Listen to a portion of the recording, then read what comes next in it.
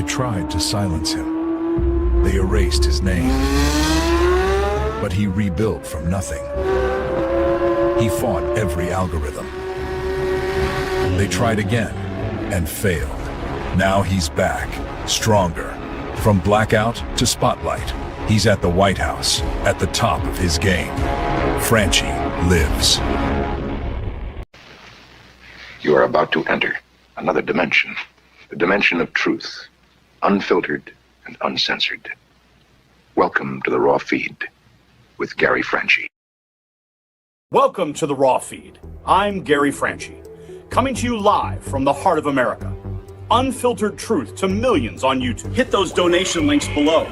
Every contribution powers our gear. Every contribution keeps the party going. Help me help you. Hit those donation links. YouTube channel memberships. Special acknowledgement in the fellowship. Your super chats keep me standing. Your Rumble rants fuel every round. Say hello to super chats. Spread the intel. Every repost extends our reach. Super chats fuel this spectacle. Your Rumble rants give me strength. 24/7 members-only community, behind-the-scenes discussions. Connect with fellow patriots. My mama always said, life is like sharing the truth. Text this stream to your friends. What if I told you the app is real? Download the Next News Network app. Android users, take the Google Play path. iPhone users, App Store awaits.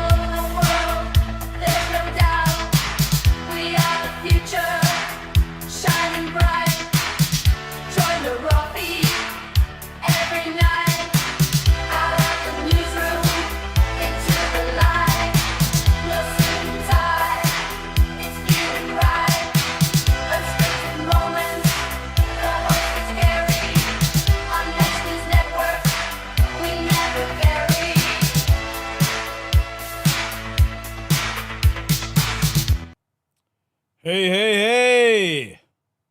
Welcome to the Raw Feed. You know, it's a doubleheader today.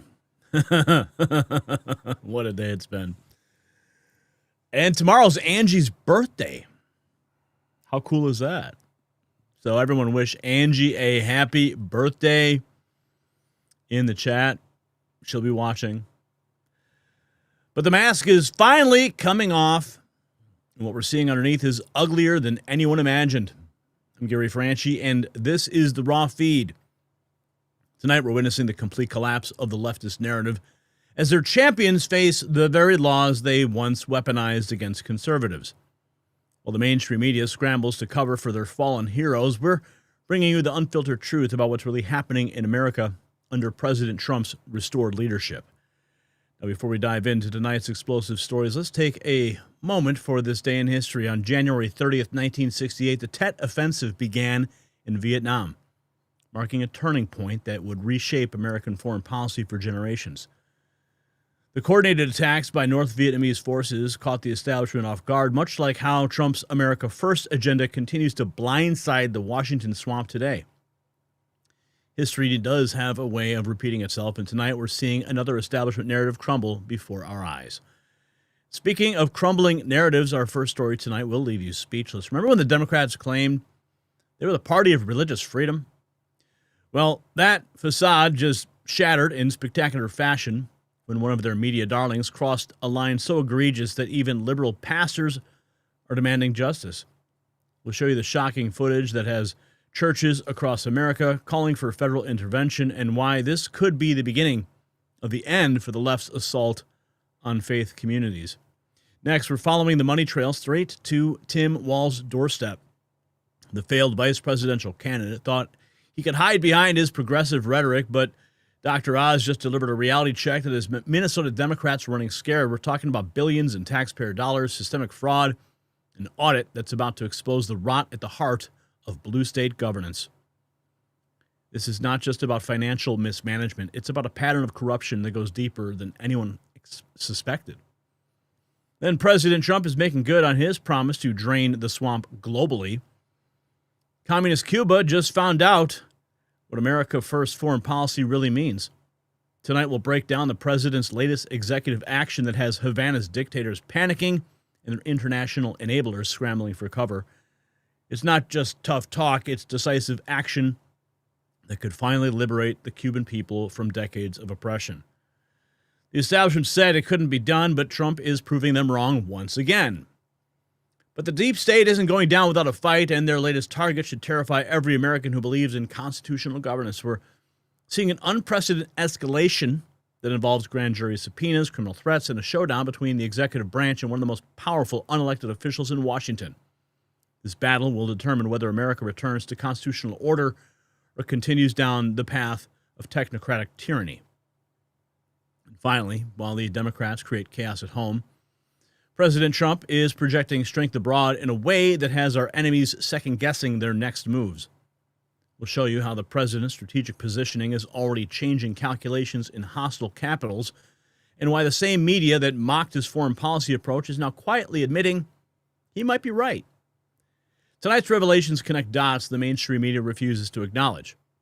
We're seeing the systematic exposure of corruption networks, the restoration of American strength, and the complete vindication of the America First movement. While CNN and MSNBC spin fairy tales, we're bringing you the hard truths that they do not want you to hear. The evidence we're about to present, it paints a clear picture. The deep state's chickens are coming home to roost, and President Trump's promise to clean house is becoming reality faster than anyone expected. From fraudulent schemes in Minnesota to failed foreign policy adventures, the Democrat establishment is facing a reckoning they can't spin their way out of. So buckle up, Patriots. Tonight's Raw Feed is going to shatter every comfortable lie the establishment has been telling you. The truth is finally emerging, and it's more damning than we ever expected. All right, let's welcome you to the show. We've got Mrs. Pothead Kenny and James Fay, and the gang is filing in. We got Susie over there on Rumble. Karen Lynn is back. We have a snow coming down again. Oh, lovely. Yes, it is Angie's birthday. Make sure you wish her a happy, happy birthday. Man, my hair is a mess. Okay. All right, let's get that all straightened out for you. All right, looking good, looking good. Hi, Gray. Hi, James. What's up, Tracy? Hi, Bill. Ron the Don, what's up? Good to see everybody here. All right. Checking in. Yes, the numbers are probably down because we have put out a lot of content today. And that generally happens when the algorithm stops sending out notifications. So we're like past the point of no return on that. So if you want to give us a hand and help us get those notifications out, you can text your friends. You can post a link in your Facebook groups or your Facebook pages or share it on X, whatever you want to do. Helps us reach the masses. You guys are the only weapon we have when the algorithm fails us so miserably, repeatedly. So, Brian, let's get into our first topic of the night, and let's knock this out of the park.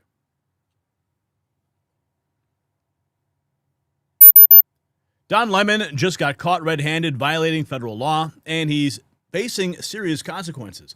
The former CNN host led a mob into a Minneapolis church during worship service, screaming and disrupting prayers because they suspected an ICE officer might attend. But here's what the mainstream media won't tell you about what happened next. See, this isn't just about Don Lemon anymore. This is about whether leftist activists could storm into your church, your synagogue, or your mosque and terrorize worshipers without facing justice. The FACE Act exists specifically to protect religious freedom.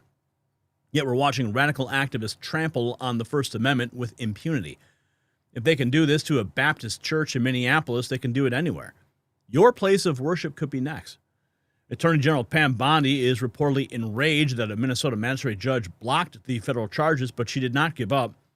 The case will determine whether religious liberty still means something in America or whether the radical left can intimidate believers into silence through mob tactics. And speaking of national security threats, here's something that should concern every single American. Yes, we have some breaking news.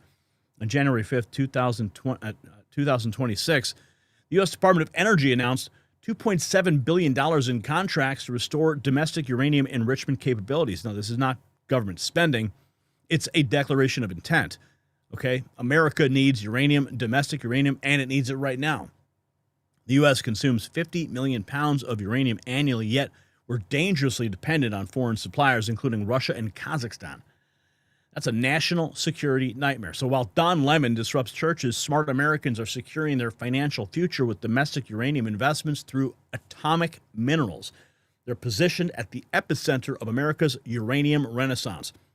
President Trump, he understands energy independence equals national security, and atomic minerals offers direct exposure to this critical strategic metal. Visit the link in the description for your exclusive briefing to learn how uranium could strengthen both America's security and your portfolio. That's the link in the description. Atomic minerals for your peace of mind and a piece of American energy independence. Go back to this church raid scandal. Yes, here's where it gets really interesting. See, Don Lemon was caught on tape admitting his intent, and pastors nationwide demanding justice under the FACE Act. But a Minnesota magistrate judge had blocked the federal charges, sending Pam Bondi into a fury.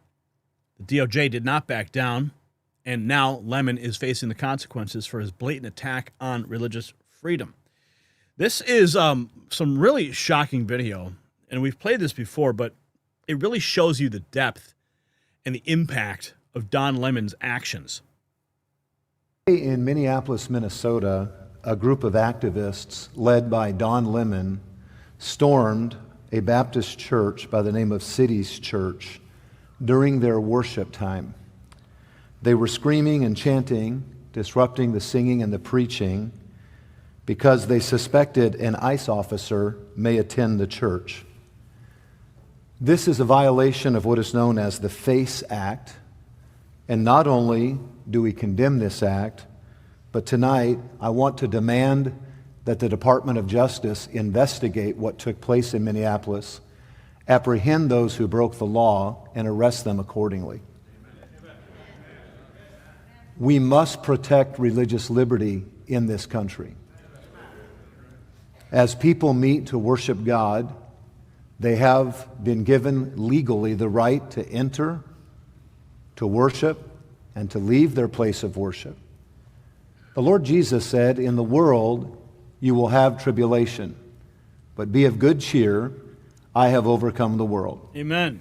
I have preached for many years that there will come a time when we'll find out who are Christians by label and by convenience, and who are Christians by conviction. And certainly Certainly, we are in those times. So, pastors nationwide, this demand is about to get real because we're learning the Trump administration actually did try to move forward with the charges. As you know, AG Pam Bondi and DOJ pushed to charge Lemon, but the Minnesota magistrate judge blocked. She was enraged by the decision. The process not over. Now, continuing, the twist is despite having AG pushing hard for the prosecution, the local judge threw a major wrench in the works. Don Lemon was on tape admitting his intent to violate the FACE Act. This is the moment that I'm sure he now regrets. Into Minneapolis a little bit ago and did some reconnaissance on the ground, speaking to an organization there that's gearing up for resistance and protest. I've been pleasantly surprised to see the community coming together. Pleasantly surprised. He's pleasantly surprised. Diverse community. If you see this, when we first pulled up, we're like, wait a minute, which operation are we at? And as it turns out, because we're like, well, this is kind of MAGA coded, right? Saw the American flag or whatever, but these are resistance protesters. They're planning an operation that we're going to follow them on. I can't tell you exactly what they're doing, but it's called Operation Pull Up. And it's Takima Armstrong, and she has been doing this since George Floyd, Dante Wright, and others, where they surprise people, catch them off guard, and hold them to account. And so that's what we're doing here. And then after we do this operation, you'll see it live. And these operations are surprise operations. Again, can't tell you where they're going. Yeah, well, we know where you're going, buddy. It gets worse for Lemon because new audio has surfaced that could blow the case wide open. Trump firing back at Lemon over the Minneapolis church confrontation. So this is what the people are trying to protect, because all ICE wants to do is get them out of our country, bring them to prisons and jails and mental institutions from where they came. That's all they want to do. They're patriots, and they have to be abused by guys like Don Lemon, who's a loser, lightweight. I saw him the way he walked in that church. It was terrible. I have such respect for that pastor. He was so calm. He was so nice. He was just accosted. What they did in that church was horrible yesterday. Yep. And now Don Lemon is facing charges. Trump wasn't watching from the sidelines. He's now weighing in personally, and his words could influence how hard the DOJ pushes. Minnesota magistrate judge had blocked the charges on Don Lemon, and the attorney general enraged. We'll take a look back at this. The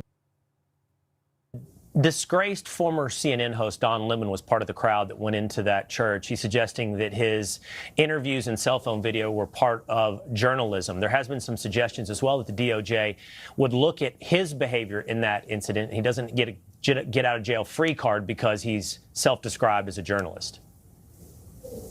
No, the freedom of the press extends to a lot of different areas. It does not extend to somebody just trespassing and being embedded with a group of rioters and being part of the group that storms inside of a church. So as our Assistant Attorney General said yesterday, we are absolutely investigating that conduct. And the fact that man, that Mr. Lemon, thought that was a good idea to do that and then to race away from it saying it was freedom of the press, well, we'll see. We'll see. Yeah, we will see. We'll see if Don Lemon drops the soap. The judge may have blocked it for now, but legal experts are saying there are other ways that he could get burned. Mike Davis says that Don Lemon can be hit with 2 charges of civil rights violations against white people and Christians, and he built the case. So this is a remarkable clip from yesterday where Harmeet Dillon said in a ill-fitting skin suit and like a bad exoskeleton. I don't want to ever know anything about this lady. I don't know why I have to talk about this lady. To the church, because they're white people, stupid as you could be, walks right on. And they again, Ben, you're not taking my bait on this, which is hilarious. But what's so crazy is Don Lemon is so stupid. Yes. He's going on these shows and he's saying out loud his criminal intent. Yes. When he's doing these things. So he is building a slam dunk case against himself for a FACE Act violation, for a conspiracy against rights. And not only is this criminal conspiracy against rights targeting Christians, he's also targeting white people. So you can actually charge him twice under 18 USC Section 2. Charge him twice. It's not about one incident. We're talking about potential federal civil rights violations that could land Lemon in some serious prison time. And now we have this. Former CNN anchor Don Lemon has been arrested. Colleague David Spunton and I getting this breaking news from multiple law enforcement sources just minutes ago, confirming that former CNN anchor Don Lemon has been arrested by federal agents in Los Angeles just after midnight this morning at a hotel. This obviously all in connection with that storming of a church in St. Paul, Minnesota by that group of anti-ICE agitators. Now remember, the feds had gone to judges to try to get Don Lemon arrested before. They went to a magistrate judge in Minnesota who didn't sign off on an arrest warrant for him. Then it went to a judge above him. He didn't sign off on an arrest warrant for him. Then it went to an appeals court. They also decided not to sign off for an arrest warrant for him. So there was experts who were predicting that perhaps the feds would go to a grand jury. It remains to be seen if that's what happened here, but we can confirm that Don Lemon was arrested in Los Angeles by federal agents just after midnight Los Angeles time at a hotel. Now, typically, standard procedure with an arrest like this is the defendant will likely make their first court appearance sometime the same day. So there's a chance we may see Don Lemon make his first court appearance in Los Angeles sometime today. But obviously, this is going to grab all sorts of headlines. 3 other protesters from that church storming, have already been arrested, including who the feds say was the organizer of that protest. The woman in the middle there is a school board member in St. Paul, and then the mugshot on the right is an online personality / agitator, if you want to call him that. He's known as the Woke Farmer. Those were the 3 people that the feds had already arrested, but we have confirmed that Don Lemon has now been arrested in Los Angeles in connection with that viral incident. We all saw the video of it that spread and drew widespread condemnation. The feds have been going after these people on FACE Act violations. So this is still breaking news. Once we get more details about the potential charges here, a court appearance, we'll, of course, update our viewers.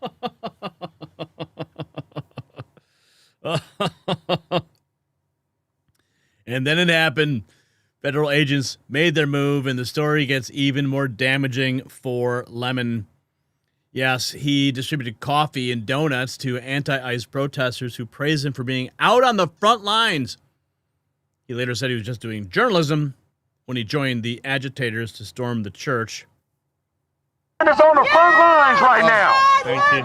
Follow Don Lemon. He ain't on CNN no more, so he right here in the front line. Independent, yeah. Tell him to come get some coffee. Hey, Don Lemon got some coffee for y'all.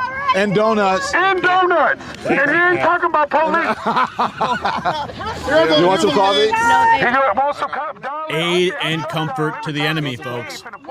Aid and comfort to the enemy, right there. He is an accomplice providing nourishment. Yep. Can't make it up, folks. Can't make it up. Because while Lemon claimed he was just doing journalism, the evidence paints a different picture of someone actively participating in the disruption. Don Lemon has been arrested by federal agents in Los Angeles for his role in raiding the church. And this Listen, we live in there's a constitution in the First Amendment to freedom of speech and freedom to assemble and protest. Yeah. We're here to worship. We're here to worship Jesus because that's the hope of these cities. That's the hope of the world is Jesus Christ. I want to be very respectful. Please don't push me, though. We're here. Now, this is the statement I think we have in the First Amendment to freedom of speech and freedom to assemble and protest. Yeah. We're here to worship. We're here to worship Jesus. Don Lemon was taken into custody by federal agents last night in Los Angeles, where he was covering the Grammy Awards. Don has been a journalist for 30 years, and his constitutionally protected work in Minneapolis is no different than what he has always done. The First Amendment exists to protect journalists' sole right to shine light on truth and hold those in power accountable. There's no more important time for people like Don to be doing this work. Instead of investigating the federal agents who killed 2 peaceful Minnesota protesters, the Trump Justice Department is devoting its time, attention, and resources to this arrest. And that is the real indictment of wrongdoing in this case.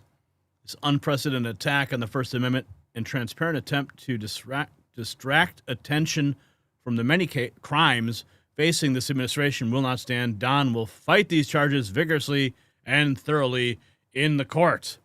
Well, good luck with that. Okay. So, Don Lemon officially has been arrested. We're awaiting the updates on that, but the mask completely off. Don Lemon went from fake news anchor to actual criminal, leading mobs into houses of worship.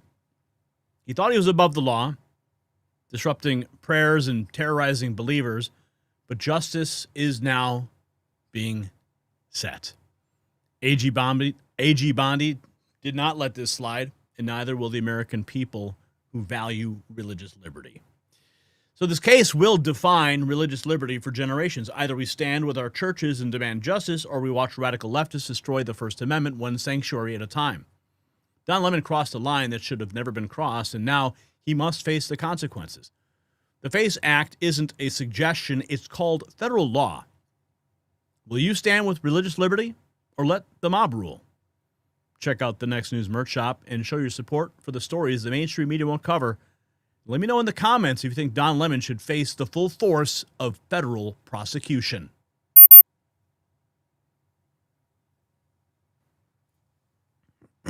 All right. Don Lemon going into the clink. Literally a terrorist. Lemon will milk this. Thinks he's relevant now, but I'm glad. Eric, no, too short. What? Listen to Tupac. Book 'em, Dano. Yeah. All right. We're going to move into our next topic here, checking on Super Chats if there's any that have come in. Oh, yes. Chris has dropped 15. Look, please don't let Don Lemon off the hook. He needs to be in jail, along with Billary, Tampon, Tim, Ilhan Omar, among others. I couldn't agree more. Could not agree more. Chris Orr. All right. All right, Brian, I am ready for you. If you are ready for me, let me just get this thing queued so we can start our show in our second topic, because we got to keep talking about Walz. They are closing in on him. Ready, Brian? Reset your clock, and we'll begin. Dr. Oz just dropped a bombshell that has Tim Walz scrambling. The Trump administration is launching a full-scale audit of Minnesota's Medicaid program, targeting 14 specific programs that Walz's own administration has admitted are problematic. But here's where it gets really interesting. Dozens of fake healthcare providers are allegedly operating out of single addresses, funneling hundreds of millions of taxpayer dollars overseas. Now, it's not just about government waste, it's about the systematic fraud under Walz's watch. We're talking about hundreds of millions of your tax dollars allegedly being stolen through shell companies masquerading as healthcare providers. The investigation reveals multiple businesses providing identical services from the same buildings, many appearing to be completely fake operations.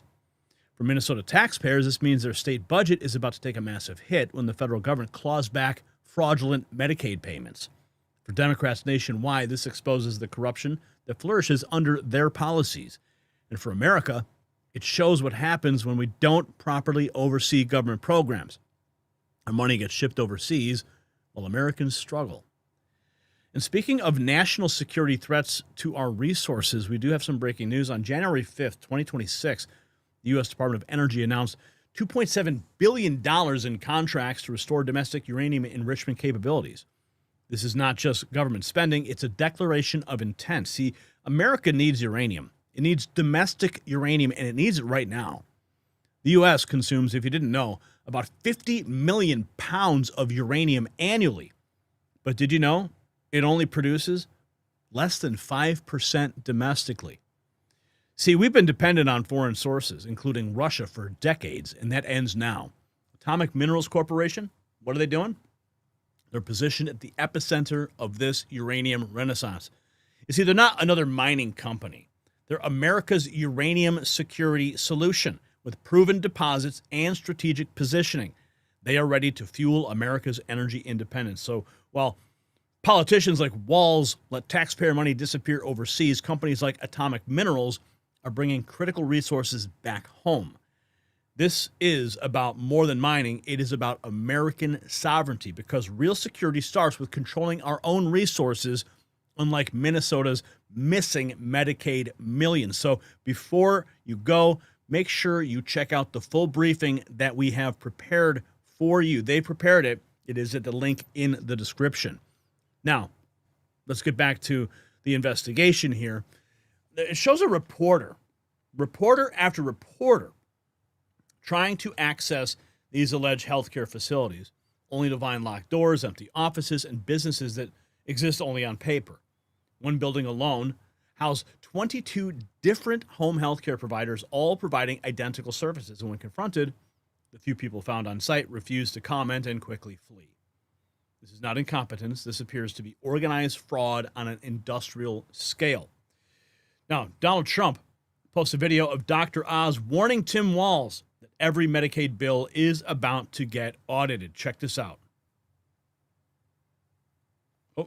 Alerting him to something he probably fears. We have just sent a letter to Governor Walz alerting him to something he probably fears and should have taken action in a timely manner to avoid.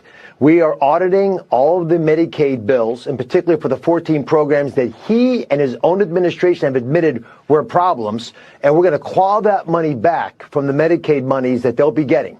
Now, this is a major problem for the state because they've got to own the fact that they have been bilking the federal taxpayer for their sloppy behavior for years. It's all coming to a head now. Trump's warning about Medicaid audits is not political theater. There's a massive fraud scandal brewing in Minnesota that is exploding. Dozens of fake Medicare providers operating out of a single address, accused of stealing hundreds of millions in tax dollars. Critics claim is being funneled to Somalia. Nick Shirley. Left, and we headed over to the next building that had 22 of the same home health care providers operating from inside of the building. Right here you have multicultural home care. And right here it says it's open, but can't even get in. Another Reliance Recovery Center. Mercy and Grace Care, Inc. Right here you have Denden Eritrean Youth Development Association of Minnesota. Another child care center. Welcome to Bright Beginning Center. But what do you guys think about the fraud that's taking place here in Minnesota? Sorry. No comments. Can I please close? Right here you have Serenity Quality Care.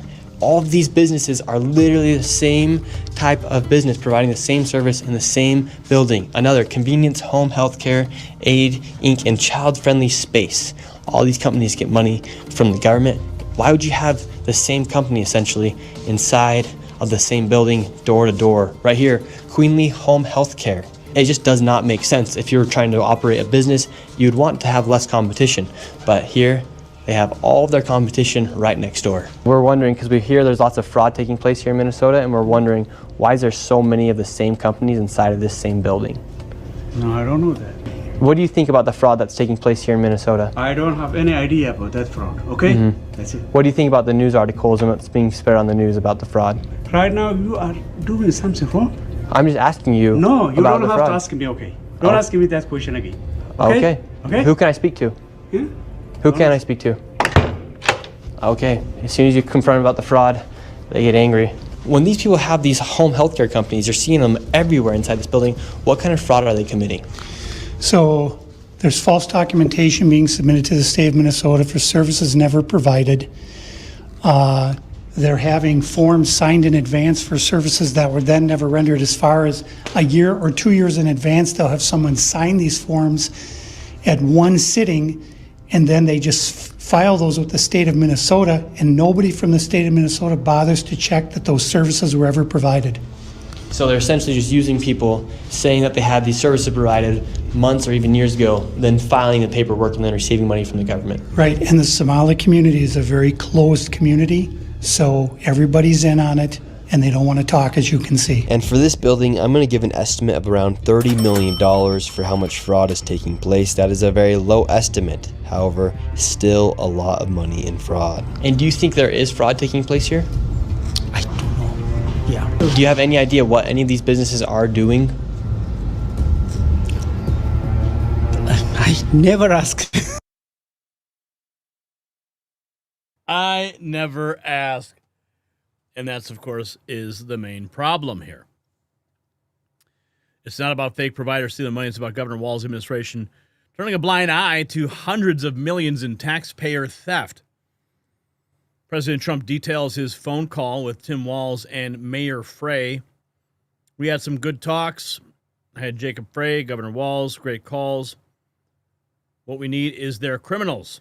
Let's see if we have the audio. I had two very good talks. I had Jacob Frey and I had Governor Walz, and I mean they were great calls. So let's see how they report it. But they were very nice calls, very respectful. So is there a possibility, President Trump, of some type of compromise? I read that some of the Guard will be leaving the state of Minnesota, some type of compromise to, I guess, make those guys feel like they're in charge, even though, God help us. Yeah, well, I think so. Yeah, I mean, I think so. What we need is their criminals. You know, they have criminals, and all I said, just give us your criminals. And if you give us the criminals, it all goes away. They're there to pick up murders. I don't know if you saw, but it was a couple of days ago announced that crime is the lowest in the history of our country, the recorded history of our country. Wow. That's a big statement. That's because of us. That's because we go into cities and towns. Usually we're embraced.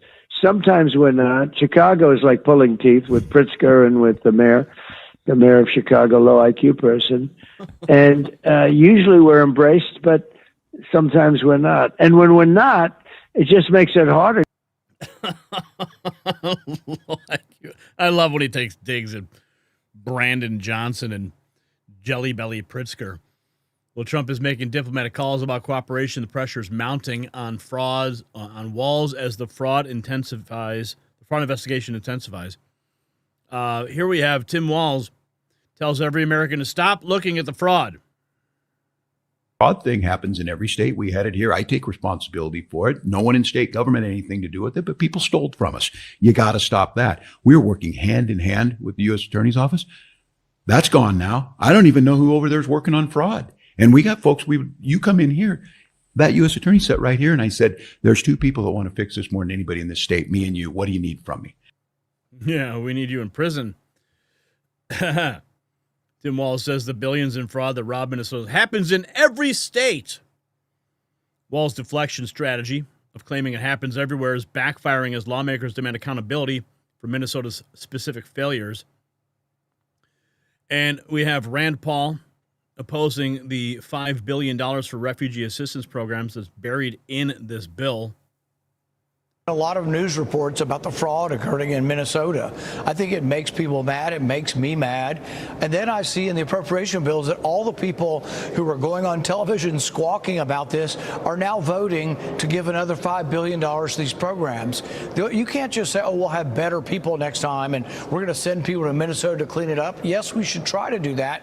But the way you clean it up is you give them less money. And really, I think at this point, there's so much fraud in these programs that I would zero out the refugee programs. Does that mean no refugees? No. If churches and people want to bring refugees and they welcome them to this country and they come legally, they should pay for them.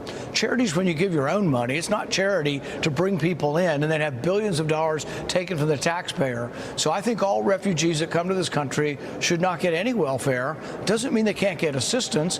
Churches and individuals should help them, but shouldn't be any government assistance because I think it becomes a beacon to an entire group of people. You know, look, half of Somalia seems to have come to Minnesota. So I think the way you stop that is you have to stop these refugee programs. And I think it points out some hypocrisy on the Republican part that on the one hand, they're all, oh, we need to do something, we need to do something. And then they're going to fund another bill with $5 billion more for refugee programs, refugee welfare, essentially. Yeah, that's the main problem. Senator Paul's legislative response shows the fraud scandal is now driving federal policy decisions about refugee assistance programs. The press secretary detailing President Trump's call with Walz. That's why President Trump spoke with Governor Walz directly this morning, and he has outlined a clear and simple path to restoring law and order in Minnesota. Number one, Governor Walz, Mayor Frey, and all Democrat leaders should turn over all criminal illegal aliens currently incarcerated in their prisons and jails to federal authorities, along with any illegal aliens with active warrants or known criminal histories for immediate deportation. Number 2, state and local law enforcement must agree to turn over all illegal aliens who are arrested by local police. And then thirdly, local police must assist federal law enforcement in apprehending and detaining illegal aliens who are wanted for crimes, especially violent crimes. If Governor Walz and Mayor Frey implement these common sense cooperative measures that I will add have already been implemented in nearly every single other state across the country, Customs and Border Patrol will not be needed to support ICE on the ground in Minnesota. ICE and local law enforcement can peacefully work together, as they are effectively doing in so many other states and jurisdictions. Additionally, President Trump is calling on the United States Congress to immediately pass legislation ending sanctuary cities once and for all. American cities should be safe sanctuaries for law-abiding citizens only, not for dangerous illegal alien criminals who broke our nation's laws and do not belong here. We hope Governor Walz will do the right thing and continue to work with President Trump to keep the American people safe following their call this morning. Americans overwhelmingly want exactly what President Trump is delivering: strong borders and strict immigration enforcement against the worst illegal aliens, of which there are still hundreds of thousands to deport from the interior of our country. The most peaceful way to carry out this vital public safety mission is for Republicans and Democrats to do it together, and for state and local law enforcement to work together with federal law enforcement. We want to let cops be cops. You wouldn't know this continues to be a very popular policy position from the biased media coverage over the course of the last few days, but polling shows huge support for this exact thing President Trump is calling for. More than 80% of Americans favor deporting illegal aliens convicted of violent crimes. A country unable to deport criminals who enter it illegally is no country at all. The open borders agenda of Kamala Harris, Tim Walz, and the Democrats was already on the ballot on November 5th, 2024, and it was resoundingly rejected. President Trump will never back down from his promise to deport violent criminal illegal aliens and make America safe again, and he welcomes all cooperation in that effort. And President Trump is leading that charge. That was the press secretary. The White House offering Walz a way out through cooperation, but the fraud allegations are not going to go away. Here's the president on rooting out the fraud. So in Minnesota, they think it's $19 billion. If they think it's $19 billion, triple it or quadruple it. And if we catch a lot of this fraud, and I felt it for a long time, but now we know what's happening. And the answer is, yeah, there will be accountability. It's one of the little problems. You know, I happen to think, and I've said it from the beginning, that a lot of what's going on with respect to Minneapolis, you know, with what's happening with all the hoopla, is so people don't talk about You think it's fraud. a distraction? I've said it from day one. It's a distraction because what you don't see is that we have hundreds of accountants from Todd and from all of the different people. We have hundreds of accountants going over everything that's happening. And we're finding fraud on top of fraud on top of fraud. And I think that they don't want that to happen. You're talking about $19 billion. Probably that's a minimal number. Now, you take that and you go to California. You think California is better? I would say California is worse. It's totally out of control. They don't know what they're doing out there. California is the next domino to fall. Trump's estimate of potentially $19 billion in fraud and his promise of accountability puts enormous pressure on Walz to respond. Representative Chip Roy went on Sean Hannity and had this to say about Governor Walz. Buckle up, folks. Let's get your take on everything that's been unfolding in Minnesota, and but more importantly, I think I'm the only one that's out here saying, excuse me, this demonization of federal law enforcement agents that are doing their job and arresting the worst of the worst, has contributed to this. It has whipped people, into a frenzy, and these confrontations with law enforcement officials now. This is a predictable outcome if this is what elected officials are going to do. Sean, you're exactly right. When I went on Fox on Saturday evening after these events unfolded, and obviously they're tragic events, and we don't want them to occur, as you said in your opening monologue. And The fact is, this environment was created by Governor Walz, by the leadership of the city of Minneapolis, by the radical leftists across the country, Democratic colleagues in Congress, who have been saying absurd things like you just noted, where Walz said, ICE is not law enforcement. They have undermined the whole ability of ICE to be able to do what they're supposed to do under the law, under the Constitution, to secure communities and to work with local law enforcement to root out the worst offenders. You rattled off a list. There are dozens of examples, probably hundreds of the people. No, there are hundreds and hundreds that they've arrested inside of Minnesota. Hundreds, thousands, actually, if you want the full list. And the worst list of offenders, we're talking about child sodomy, rape, murder, dangerous individuals that are on those lists of the people they pulled from Minneapolis alone, Minnesota, the entire state, much less the rest of the country. And they are the ones that need to understand their culpability in creating the environment of what happened, both with the woman in the car as well as the man on the street this weekend. And the reality is, right now, I applaud President Trump. I applaud his leadership. Sending Tom Homan to Minneapolis is a very smart move. Tom is a seasoned professional, former head of ICE. He was given, they forget this, by the way, Sean, he was given a medal by Barack Obama for his service in securing this country as the head of ICE. And of course, now they vilify him and they demonize him. And Tom's going to go there and he's going to work to try to settle things down, do this all the right way, but for us to stay on target, for us to continue to finish the job. We've got to continue to undo the damage of the Biden-Mayorkas years. It is what the American people sent President Trump to Washington to do.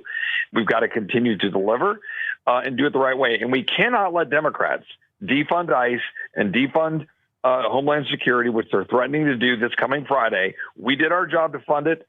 And by the way, if they do that, they will also be threatening to defund our men and women in uniform and our great patriotic military that carried out that great removal of Maduro in Venezuela. But the bottom line is, this started a long time ago. I think something has got to change in this country. And I have raised this question many, many times, if you are a sanctuary city or a sanctuary state, by the very definition, you are aiding and abetting in law breaking. Yep. And the only thing that I can think of, short of arresting elected officials, which I guess that probably wouldn't be acceptable to people, but they are aiding and abetting. No, they should arrest them. If you want to know why California is broke with the highest income taxes, sales taxes, gas taxes, corporate taxes, the reason is because all of their money go to all of the services they're providing illegal immigrants, everything from healthcare to education and welfare.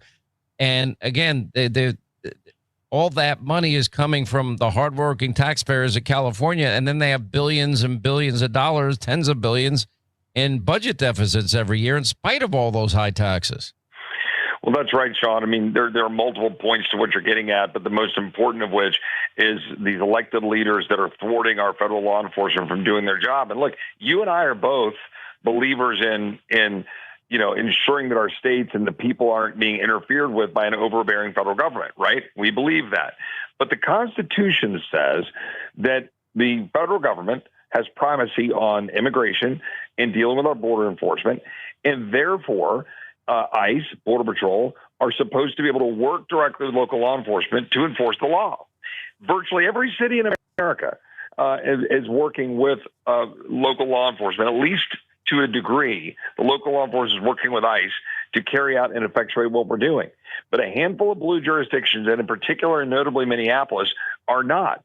But it is an organized effort. And by the way, there's lots of information coming out about the lieutenant governor, about others in Minnesota, that have been directly in coordination with the signal chats, with the coordinated efforts of Antifa, trying to foment the, quote, resistance, which, by the way, this man wasn't down at a protest.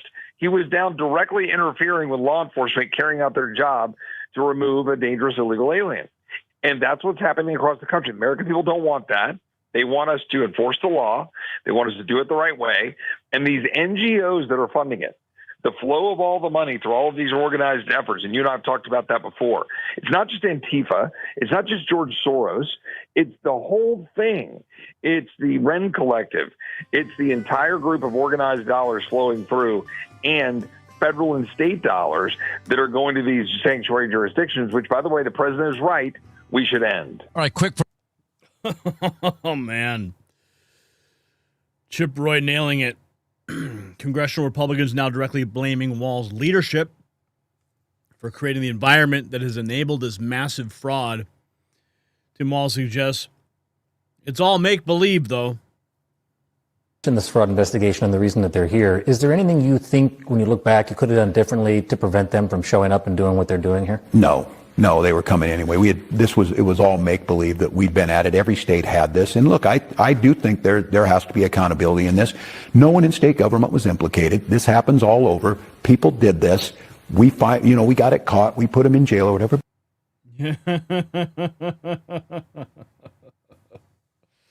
Oh, my goodness. It's all make-believe. In the land of Minnesota, Walz claims the fraud is make-believe is about to be demolished by explosive new revelations about who knew what and when. Not only did Amy Bach, the woman behind the $250 million fraud scandal, confirm Walz and Ellison knew, but Ellison met with Somali fraudsters who were under investigation. And a Fox News alert also in Minnesota, the convicted ringleader of one of the state's biggest fraud schemes is speaking to Fox News from behind bars. Now, she believes that the scam was no surprise to local Democratic leaders, and she's naming names. She spoke to Alexis McAdams. Hi, Alexis. Hey, Dana. Yes. You look at the state of Minnesota, right? There seems to be another fraud scam. So this one involves Amy Bach. She's a Minnesota woman convicted of fraud for taking taxpayer money that was meant to feed hungry kids. But listen to this. Bach tells me the real issue here is the state of Minnesota, which she says kept giving scammers your taxpayer money even after they were flagged as fraudsters. I have to believe that the governor's office and Keith Ellison's office were aware of this. They've said they were involved in helping the FBI. They've said they were made aware, but apparently I'm scary, so they couldn't do anything. So Bach ran this nonprofit called Feeding Our Future. You might have heard of it. It was one of dozens convicted in this $250 million scam. You can see her mugshot there. Prosecutors say this group set up sham restaurants. They pretended they were making these meals. They got paid by the state for those meals, but they just pocketed the cash. Bach, who's looking at 30 years behind bars, tells me the state signed off on those businesses, not her. It all went through a process. They were all approved. They were all paid by the state, yet all the fingers are being pointed at me. And it's not just Bach. Whistleblowers told a congressional committee Minnesota Governor Tim Walz and Attorney General Keith Ellison there ignored warnings for years as millions of dollars and millions were stolen on their watch. Congress is investigating a long list of massive fraud schemes in the state. It's hard to keep up. Prosecutors say it's led to at least $9 billion in fraud, Dana, and counting. Congress also asking why the Attorney General there would meet with a group of Somali fraudsters, which were under FBI investigation in 2021. The group can be heard in an audio clip given to us by Bach's lawyer offering to donate to his campaign if he can help them get their funding flowing again. Ellison denies any wrongdoing here. He slammed Bach in a statement to Fox, calling her a liar, a manipulator, adding now she's on a media tour to deflect her guilt onto others instead of finally taking responsibility for this fraud scheme that she ran. So we reached out to Governor Walz too, Dana. He didn't get back to us. House Republicans say it's just getting started. They want to subpoena Walz and Ellison because they say they're responsible for ripping off American taxpayers. Yeah. Now the jailbirds are singing. The bombshell revelation that Walz and Ellison allegedly knew about the fraud and that Ellison met with the fraudsters changes everything. But all it took was a phone call with Trump for Walz to bend the knee. It should have happened on day one. Every other Democrat governor should follow along. You are now under arrest. Please sit down and wait for instruction.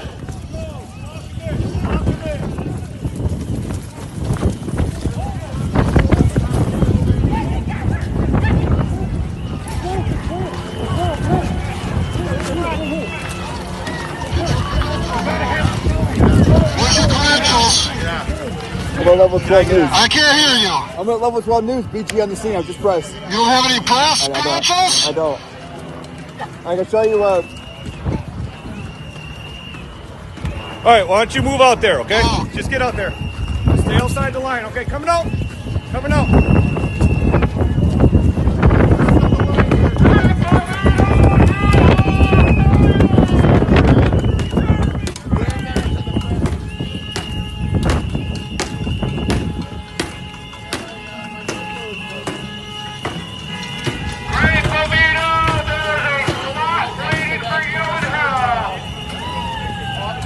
Open chair right next to Charlie Kirk and Dick Cheney. They have made multiple arrests.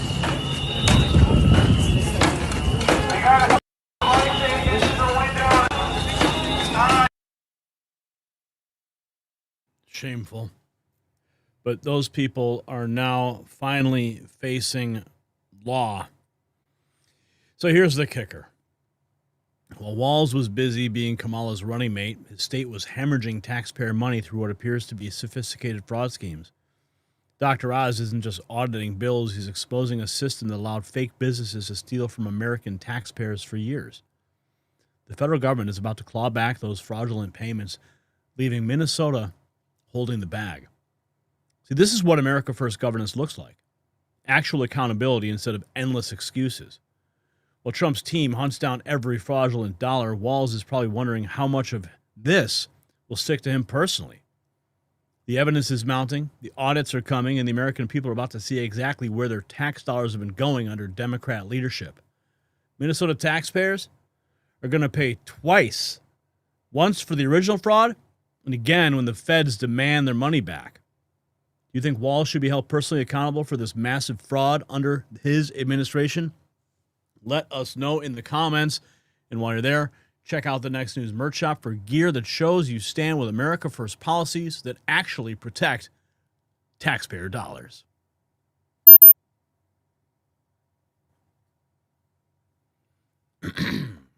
All right, moving right along. Let's keep going. What are you guys saying here? Why is Lemon already out without bail? Is that what happened? He's out on bail? Of course he is.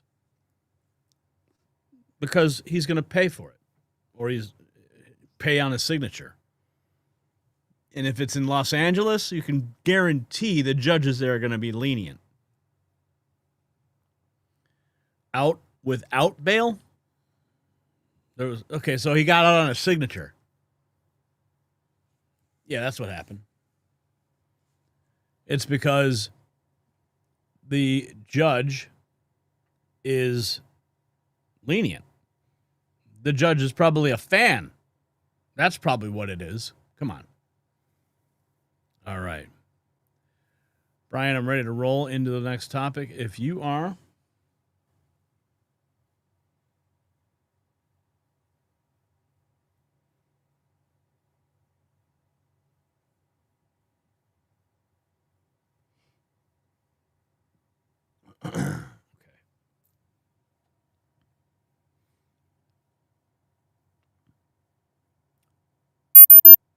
President Trump just declared a national emergency targeting Cuba. The communist regime is panicking. He's implementing tariffs on any country that sells oil to Cuba, essentially cutting off their economic lifeline. Trump himself said that Cuba will not be able to survive this pressure campaign. The Cuban government's already screaming about brutal aggression, but here's what they don't want you to know about this master strategic move. You see, this isn't just about Cuba. This is about Trump reshaping the entire Western Hemisphere under American leadership. For decades, communist Cuba has been a thorn in America's side, 90 miles from our coast, harboring enemies and spreading socialist poison throughout Latin America. Now, Trump is systematically dismantling their support network. First, Venezuela's Maduro gets ousted, cutting off Cuba's main oil supplier.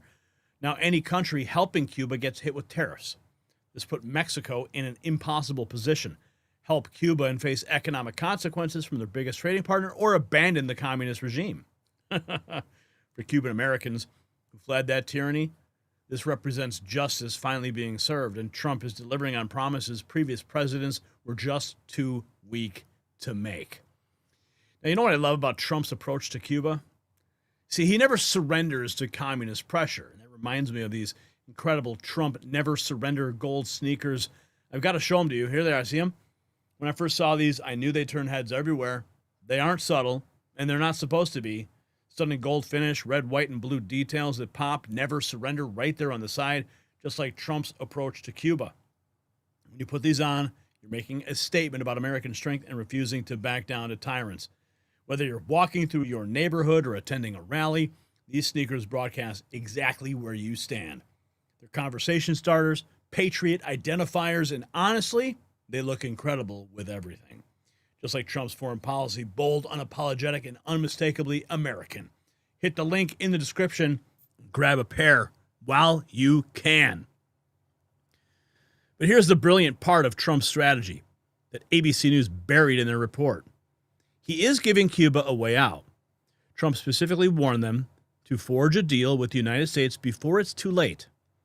This isn't random aggression. This is called calculated pressure with an escape route. Meanwhile, CBS reports that Mexico is still allowed to provide some oil,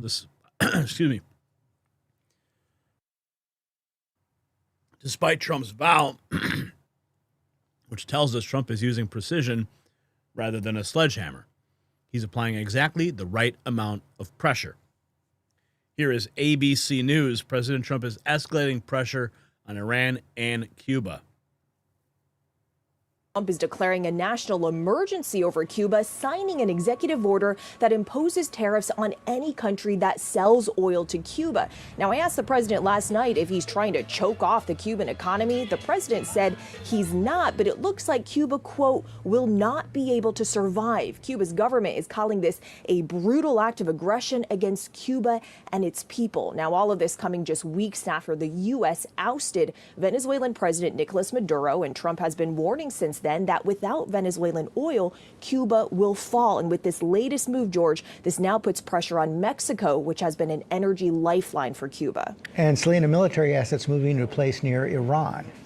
Yeah, that's exactly right. As President Trump is escalating his pressure on Iran as these military assets are moving to the Middle East, President Trump is demanding that Iran come to the table with a nuclear deal or warns the next attack will be far worse.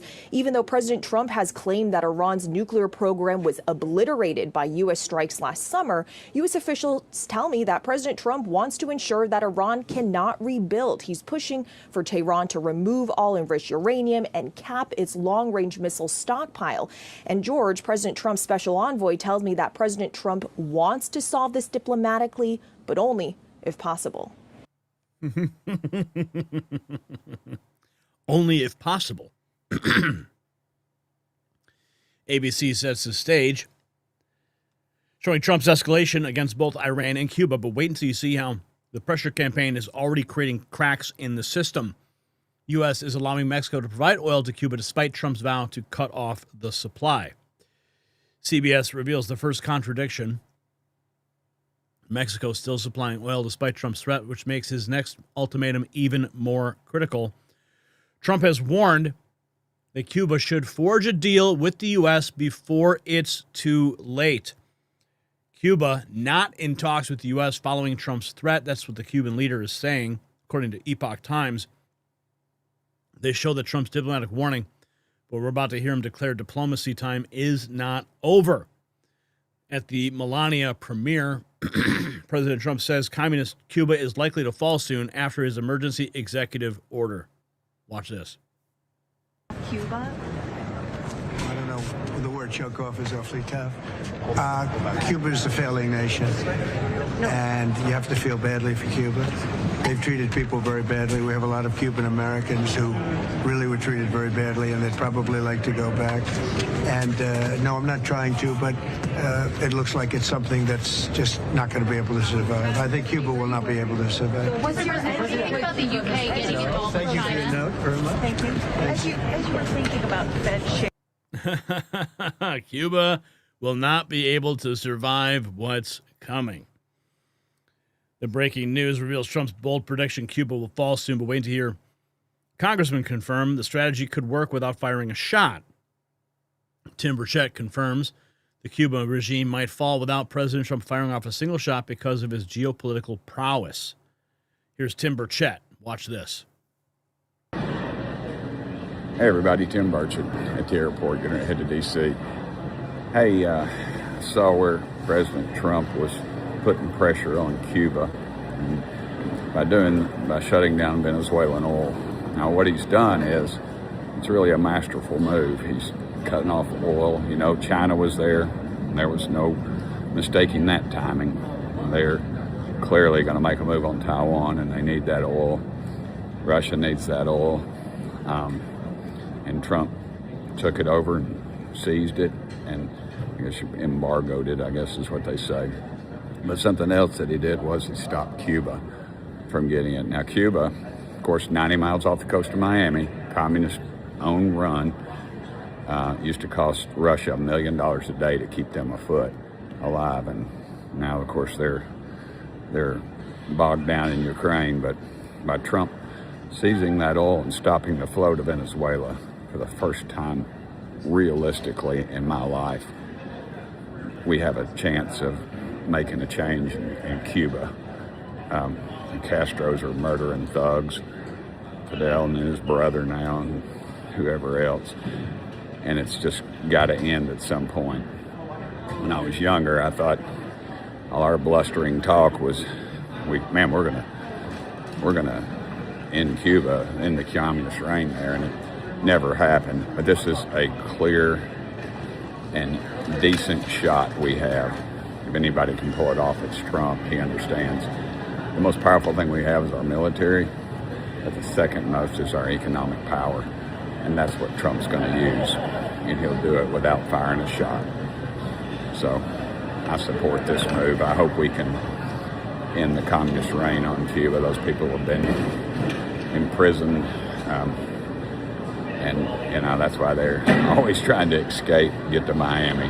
And some of the most loyal, patriotic Americans we have are Cuban Americans, because they get it. Anyway, we'll watch what happens this week. Thank you all for sending me here. I always love watching that guy. Tim Burchett.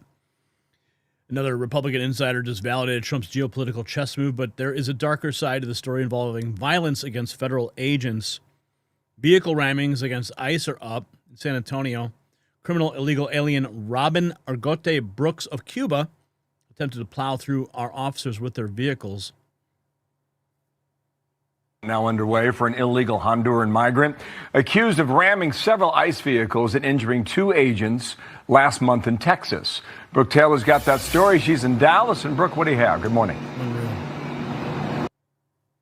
Manhunt now underway for an illegal Honduran migrant accused of ramming several ICE vehicles. Mercedes is good to go. Let me get my blade. Lower the window. Watch out behind you, watch out! The driver puts his car in reverse, almost runs over that ICE officer, but slams into the ICE vehicle behind him, then accelerates forward and slams into that second ICE vehicle. DHS says he injured one of the officers in the front seat. The driver was arrested and now identified as Robin Brooks right here, an illegal migrant from Cuba. According to DHS, he entered the U.S. under the Biden administration's CBP-1 act back in 2024. And then in Louisville, Texas, an illegal migrant from Honduras is wanted and at large right now, accused of ramming his truck into ICE vehicles. Hersan Lopez Sanchez was federally indicted and charged with 3 counts of assaulting federal immigration agents in the Eastern District of Texas.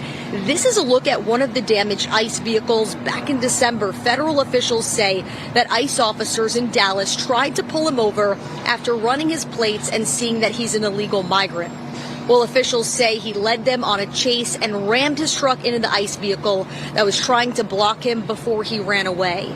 U.S. Attorney Jay Combs warned of the dangers of vehicles as deadly weapons against officers and had this message. When an illegal alien who should have never been in our country to begin with violently assaults our law enforcement in Texas, he'll be met with the full force of this Justice Department.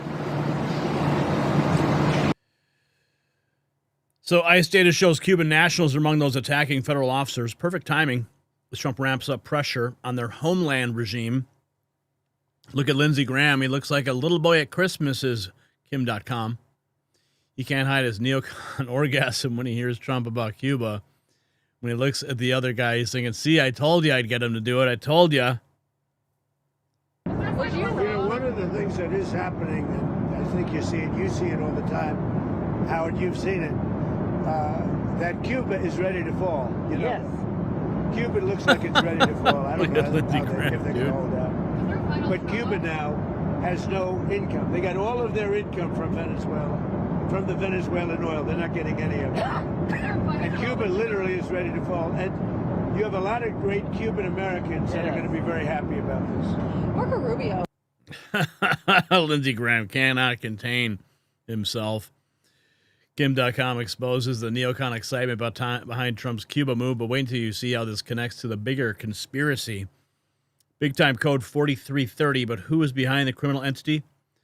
Cuba, China, Russia, Iran. So every enemy of the United States who started realizing that the regime had acquired a company in Colorado named Sequoia, oh boy, who was at the time owner of 20% of the election market. Rasmussen hints at Cuban involvement in election interference, which feeds directly into the next analyst's take on Trump's broader communist strategy. Cuba is next. President Trump's strategy is brilliant. Watch. A large portion of Cuba's entire economy is dependent upon oil and oil revenues from Venezuela. I'm going on record to say now that that's the next country to fall, because as of today, as of Friday, they don't have an economy. They don't have a trading partner. They don't have someone to lend them money. This has been the most dominant. In fact, they're second in oil, second to China from Venezuela. The second largest oil receiver from Venezuela now will not receive any oil and will not receive any revenues from whatever loans they're doing. Go look at the loans they did with China, which that's going to be a big domino to fall. But my prediction is we're about a month, maybe even a few weeks away from Cuba being the next one to fall. Keep it hard.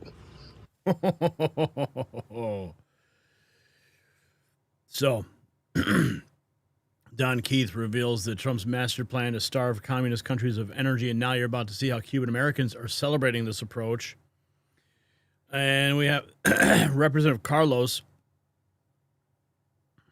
posting the executive order addressing threats to the United States by the government of Cuba. This is the actual executive order. And he shows the Cuban-American community's gratitude, but not everyone in Congress sees this as liberation, of course. Representative Rashida Tlaib.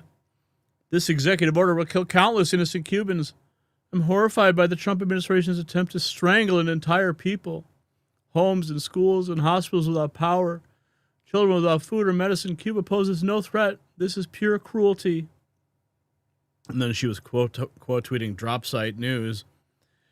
Her horror at the humanitarian impact contrasts sharply with the celebration, and Reuters is about to show the real-world consequences. Cubans are bracing for impact after U.S. President Trump vows to cut off the lifeline of Venezuelan oil from Cuba. Shipping data shows Cuba hasn't received Venezuelan oil for a month, leaving many residents in the dark. Reuters confirms that Cubans are already feeling the impact, and the situation is getting more desperate. The clock ticks in Cuba as Trump cuts off Venezuelan oil. The Reuters follow-up emphasizes the ticking clock, while Trump supporters see this desperation is exactly the pressure needed. Check this out. This woman is so excited, almost to tears. Watch. Oh my gosh, President Trump just issued an executive order addressing the threats of the United States government by the government of Cuba. Esto está poniendo caliente. Oh my God, I can't even believe this is happening. He calls the threats a national emergency. I'm gonna cry. Sorry, I don't want to get my hopes up. But he goes on to call it a national emergency, and every single Cuban can tell you this part right here is particularly true. The Cuban communist regime supports terrorism and destabilizes the region through migration. True. And violence. True. It prosecutes and tortures its political opponents. Very true. Denies the Cuban people free speech and press. Very, very true. Corruptly profits from their misery. I can't even begin to tell you how true that is. and commits other human rights violations. And he says, I now, therefore, Donald J. Trump, President of the United States, find that the situation in respect to Cuba constitutes an unusual and extraordinary threat. To deal with this national emergency declared in this order, determined that it's necessary and appropriate to establish a tariff system. Then he goes on to say that any country that sends oil to Cuba will be tariffed. I don't want to get my hopes up, but what do you think? Amazing.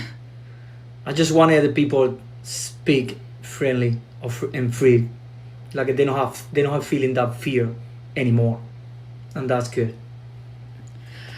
Well, one step forward. We hope and pray for a free Cuba, patria y vida. I know, patria y vida.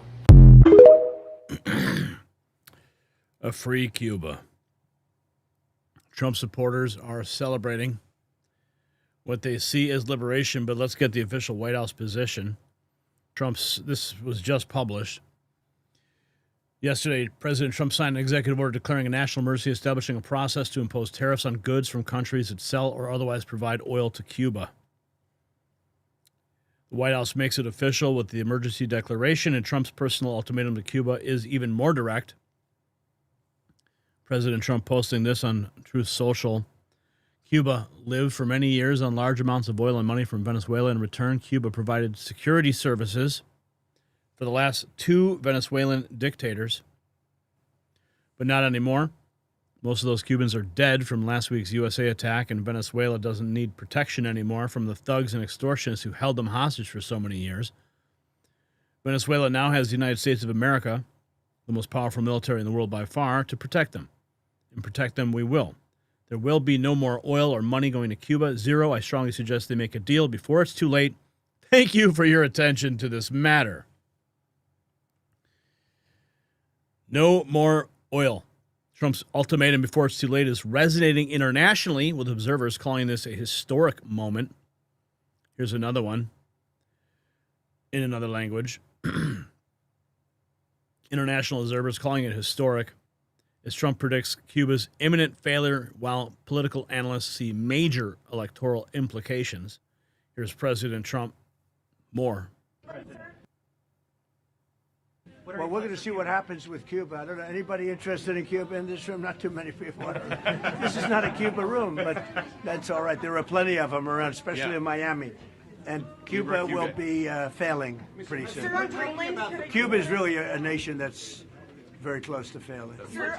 You know, they got their money from Venezuela. They got the oil from Venezuela. They're not getting that anymore. You were talking about the polls earlier. Clearly, you're... Trump's prediction of Cuba's failure is being analyzed for its political impact on Hispanic voters, but diplomats are warning of something darker. Florida's next governor breaks down why the collapse of the Cuban regime is absolutely critical. Byron Donalds. 1.6 million? Okay, yeah. People of Cuban ancestry in the state of Florida. So a considerable portion of the Florida population is Cuban, and you will be running for governor of that population. What is your message to them on your stance when it comes to regime change in Cuba? My stance is clear. I stand with the people of Cuba, and I stand with our Cuban citizens here in Florida. That regime should have fallen a long time ago. That regime is a microcosm of how communist policies and socialist policies can not only just destroy a community, a society, or a state, it destroys the very well-being and fabric of cultures and families. And that's what's occurred when Castro came to take the power. And one of the things that's always disgusted me, you have young people in the United States wearing Che Guevara t-shirts, not understanding how brutal and crazy, frankly, that individual was, how many people he slaughtered, how much property was stolen from the Cuban people. I stand with the Cuban people. We want to see regime change. If that came and Donald Trump brought that as well, man, look out. Florida, you think Miami-Dade is red now, just look out. It's going to be a good, but it's going to be a good thing, because at the end of the day, Benny, look, forget the politics.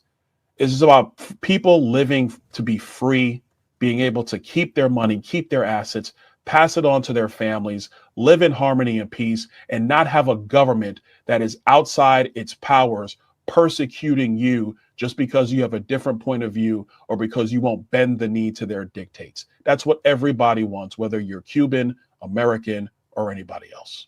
Some people saying this might win Trump the Hispanic vote. What do you think? Oh yeah, 100%. Yeah, I don't even doubt it. Would you be in favor of extending Miami-Dade County and Palm Beach out to Cuba? No. We're going to live within our borders. Okay. Cuba needs to have elections of their own Just for asking. the first time in 80 years. They need to be a country standalone for themselves, seeking their interests, free from a dictatorish communist regime. What we want to do is be great partners with what the next wave of leadership in Cuba looks like, and so we can have mutual cooperation, mutual respect, and then whatever economic interests that we share is for the betterment of Florida, the betterment of Cuba, and for the betterment of the United States of America. Well said. Well said, Byron Donalds. Business reports are warning of humanitarian crisis and government collapse, which brings us to the moment Trump made this official policy. Diplomats in Havana say Cuba faces a possible humanitarian crisis and a chaotic collapse of its government as Donald Trump threatens to starve the island of fuel and financing. The emergency declaration is now in effect. Even Elon Musk is weighing in with his perspective. And Trump signing the executive order. And Elon Musk says only one side had to build a wall to keep people from escaping. Many people risk their life on a tiny boat to get from Cuba to America, but none go the other way. He was quoting Thomas Sowell, quotes, "Socialism only works in two places, heaven, where they don't need it, and hell, where they already have it." Ronald Reagan. Cuban protests against Trump show the regime still has some public support, but there's a mysterious twist to this story involving American victims. Check out this. This is what's happening in Cuba. I mean, I wonder how much they were forced to go out and do this.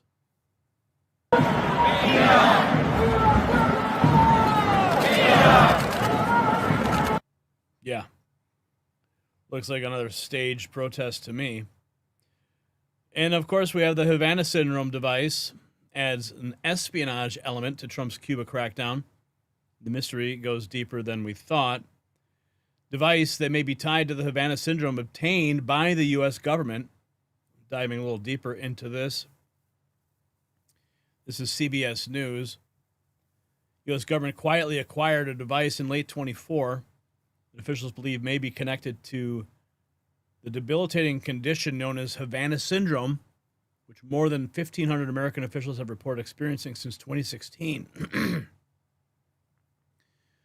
The device was purchased clandestinely in the final weeks of the Biden administration by the Department of Homeland Security investigations using Pentagon funding exceeded 8 figures, according to two people familiar. The device is portable.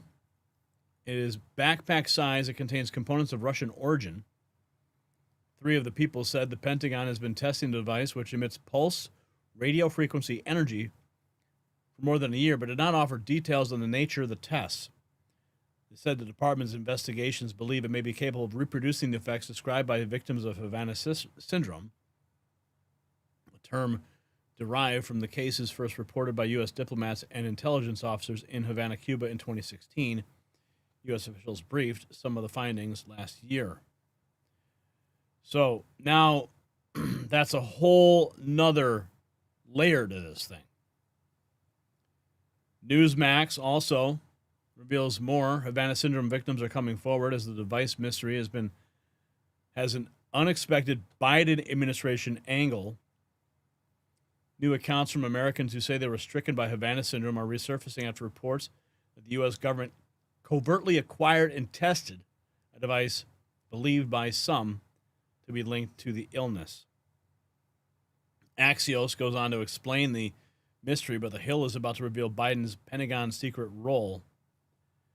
So, has been Havana Syndrome mystery taking an unusual turn.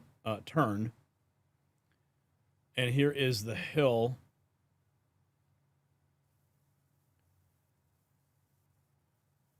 So it goes on, sort of reiterates what we just read, but the Pentagon during the last days of the Biden administration purchased a device. components of Russian origin. The Hill reached out to the Pentagon, produces radio waves. Sasha Ingber first reported on it. As attorney for 36 federal victims, mostly from WI intelligence community, I can confirm I had the same information of USG possessing one or more such devices from different sources. 2016 is when it first started surfacing. Most of U.S. intelligence community continues to believe it's very unlikely the foreign adversary was responsible. But at least one intelligence agency says there's roughly even a chance a foreign actor has used a novel weapon or prototype to harm a small, undetermined subset of the USG personnel or dependents who reportedly have medical symptoms. Russia denied any involvement. Elon Musk was sent this regarding Cuba. Marco Rubio, age 12. Look at this. This is apparently from his memoir, his 2012 memoir. I will someday lead an army of exiles to overthrow Castro and become president of a free Cuba. Marco Rubio, age 12. He said this on his grandfather's porch in Miami. Not rhetoric, a childhood vow. Documented. Today, Trump endorsed making it real. Think about that. Making it real. So, Trump told reporters Cuba is a failing nation and will not be able to survive this pressure. When asked if he's trying to choke off Cuba, Trump said the word was awfully tough, but made clear the regime's days are numbered. After 65 years of communist oppression from just 90 miles off Florida, the Castro legacy is finally crumbling under American pressure. So this is what real foreign policy looks like. Not endless wars or pointless negotiations, but strategic economic pressure that brings results. Trump is systematically removing every pillar supporting the Cuban communist regime while giving them one last chance to negotiate. The oil supplies are cut. International support is gone, evaporating. Cuban Americans who suffered under that system are finally seeing justice served. The Western Hemisphere is being reclaimed for freedom and democracy, exactly as Trump promised. This represents everything Trump stands for, America First policies that deliver real results without putting our troops in harm's way. Do you think Cuba will finally collapse under this pressure? Let me know in the comments, and make sure to check out the Next News merch shop for all your patriotic gear needs.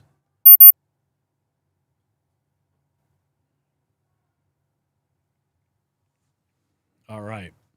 Moving right along into our fourth topic of the evening. Thanks for sticking up and staying up late with us tonight. It's Friday. I hope you've got a wonderful weekend plan. I know I do, because I'm celebrating Angie.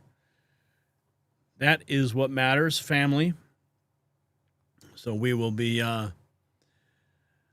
having a beautiful day. Was able to secure some things I can't talk about. The kids know, at least little G knows, but can't talk about too much because she's probably monitoring this stream right now. So anyway,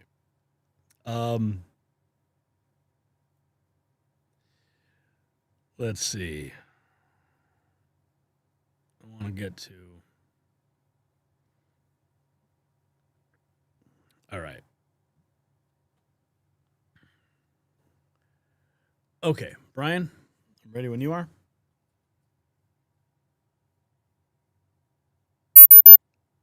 The USS Abraham Lincoln has just arrived in Iranian waters as Defense Secretary Pete Hegseth delivers a chilling ultimatum to Tehran. Abandon your nuclear program or face the consequences.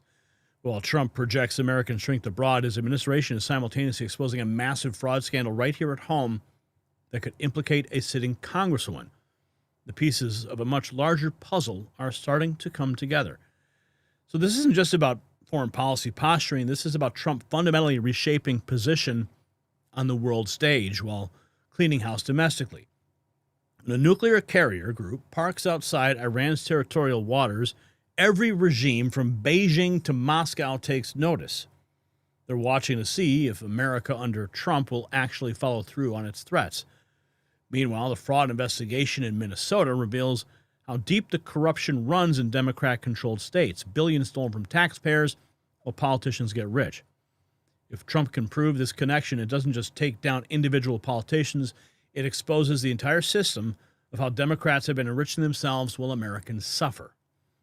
But now, speaking of national security vulnerabilities, here's something that every American needs to understand about our strategic mineral supply chain. On January 5th, 2026, the United States Department of Energy announced $2.7 billion in contracts to restore domestic uranium enrichment capabilities. This isn't just government spending, it's a declaration of intent. You see, America needs uranium. It needs domestic uranium, and it needs it now. The U.S. consumes 50 million pounds of uranium annually, but we only produce 5% domestically. We're dependent on Russia and China for nuclear fuel, the same countries Trump is now confronting militarily. And that is why smart Americans are investing in Atomic Minerals, the only company positioned to capitalize on America's uranium renaissance. While other nations threaten our energy independence, Atomic Minerals is securing America's nuclear future. Their Wyoming project contains the uranium reserves that will power American reactors for generations. So visit the link that is down in the description for your exclusive briefing that they have prepared for you, because you need to understand American energy dominance before it's too late. Because while Trump projects strength abroad, we need energy independence at home, and we thank them for supporting this show. But here is what the mainstream media won't tell you about this carrier deployment. It's not just about Iran's nuclear program. Sources indicate this is part of a coordinated strategy to completely restructure Middle East power dynamics before other world powers can respond. In that Minnesota fraud investigation, White House sources suggest it's only the tip of the iceberg, with similar patterns emerging in other Democrat strongholds across the country.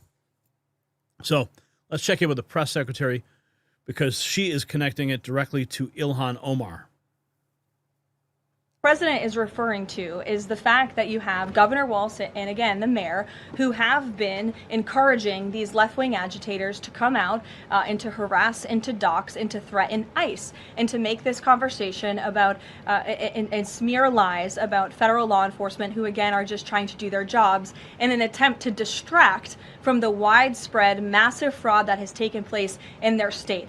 Billions and billions of dollars has been stolen from law-abiding taxpayers in Minnesota, and the administration continues to be very focused on getting to the bottom of it, and especially, and the president raised a good question over the weekend with respect to Congresswoman Ilhan Omar, who now has a net worth within the millions, and one must ask themselves why and how is that possible? Is she connected to the fraud rings that we have seen taking place within her state and her own district? It's a question the American people are raising, and the president believes it's one worth answering.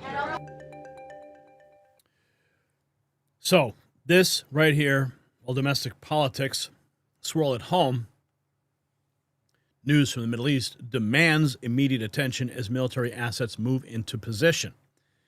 USS Abraham Lincoln has arrived in the Middle East and is near Iran, Israeli media reports. While the USS Abraham Lincoln in Iranian waters, Trump's defense secretary is making the administration's red lines crystal clear. Watch. You said, Mr. President, we're securing the border. The military was proud to do their part alongside Homeland Security to do that. Same thing with Iran right now, ensuring that they have all the options to make a deal. They should not pursue nuclear capabilities. We will be prepared to deliver whatever this president expects of the War Department, just like we did this month. No other military in the world could have executed the most sophisticated, powerful raid, not just in American history, I would say in world history. What those men did, going downtown, another country, the most secure place in the most secure base in the middle of the night, without anybody knowing until those simultaneous bombs dropped 3 minutes before the helicopters dropped. No other country could coordinate that. No other president would have been willing to empower those warriors that way, to be that effective. As Hegseth draws those lines in the sands, Iran's Revolutionary Guard is responding with their own show of force and direct threats. The Iranian Revolutionary Guard publishes a very close video of the aircraft carrier USS Abraham Lincoln. There's no benefit to hiding. We know where you are, and our drones can reach you before your planes take off. This is the footage that they have been playing, trying to intimidate us. A surveillance drone flying over an American aircraft carrier in the Persian Gulf. It's unclear if that is the Lincoln or not, but I'm sure that our planes would have no problem taking those out of the sky. The IRGC's threatening video underscores Hegseth's repeated warnings about preventing Iranian nuclear ambitions at all costs. Here's more from the Secretary of War. With Iran right now, ensuring that they have all the options to make a deal. They should not pursue nuclear capabilities. We will be prepared to deliver whatever this president expects of the War Department, just like we did this month. No other military in the world could have executed the most sophisticated, powerful raid, not just in America. These consistent messages from the Secretary of War reveal a coordinated strategy. And here's more from Hegseth. Thing with Iran right now, ensuring that they have all the options to make a deal. They should not pursue nuclear capabilities. We will be prepared to deliver whatever this president expects of the War Department, just like we did this month.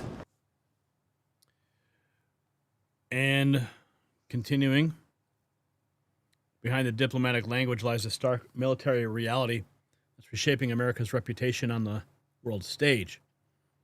Secretary of War on reversing the Biden administration's posture. Well, Mr. President, you had to, like so many other cabinet members have referenced, rebuild the perception of America. And at the Department of War, that meant reestablishing deterrence. What happened in Afghanistan, what happened in Ukraine, a war that never would have occurred, what happened on October 7th in Israel, never would have happened under President Trump. So as a result, we're having to rebuild how our enemies perceive us. And when President Trump said, we're not getting a nuclear, Iran, you won't have a nuclear bomb, he meant it.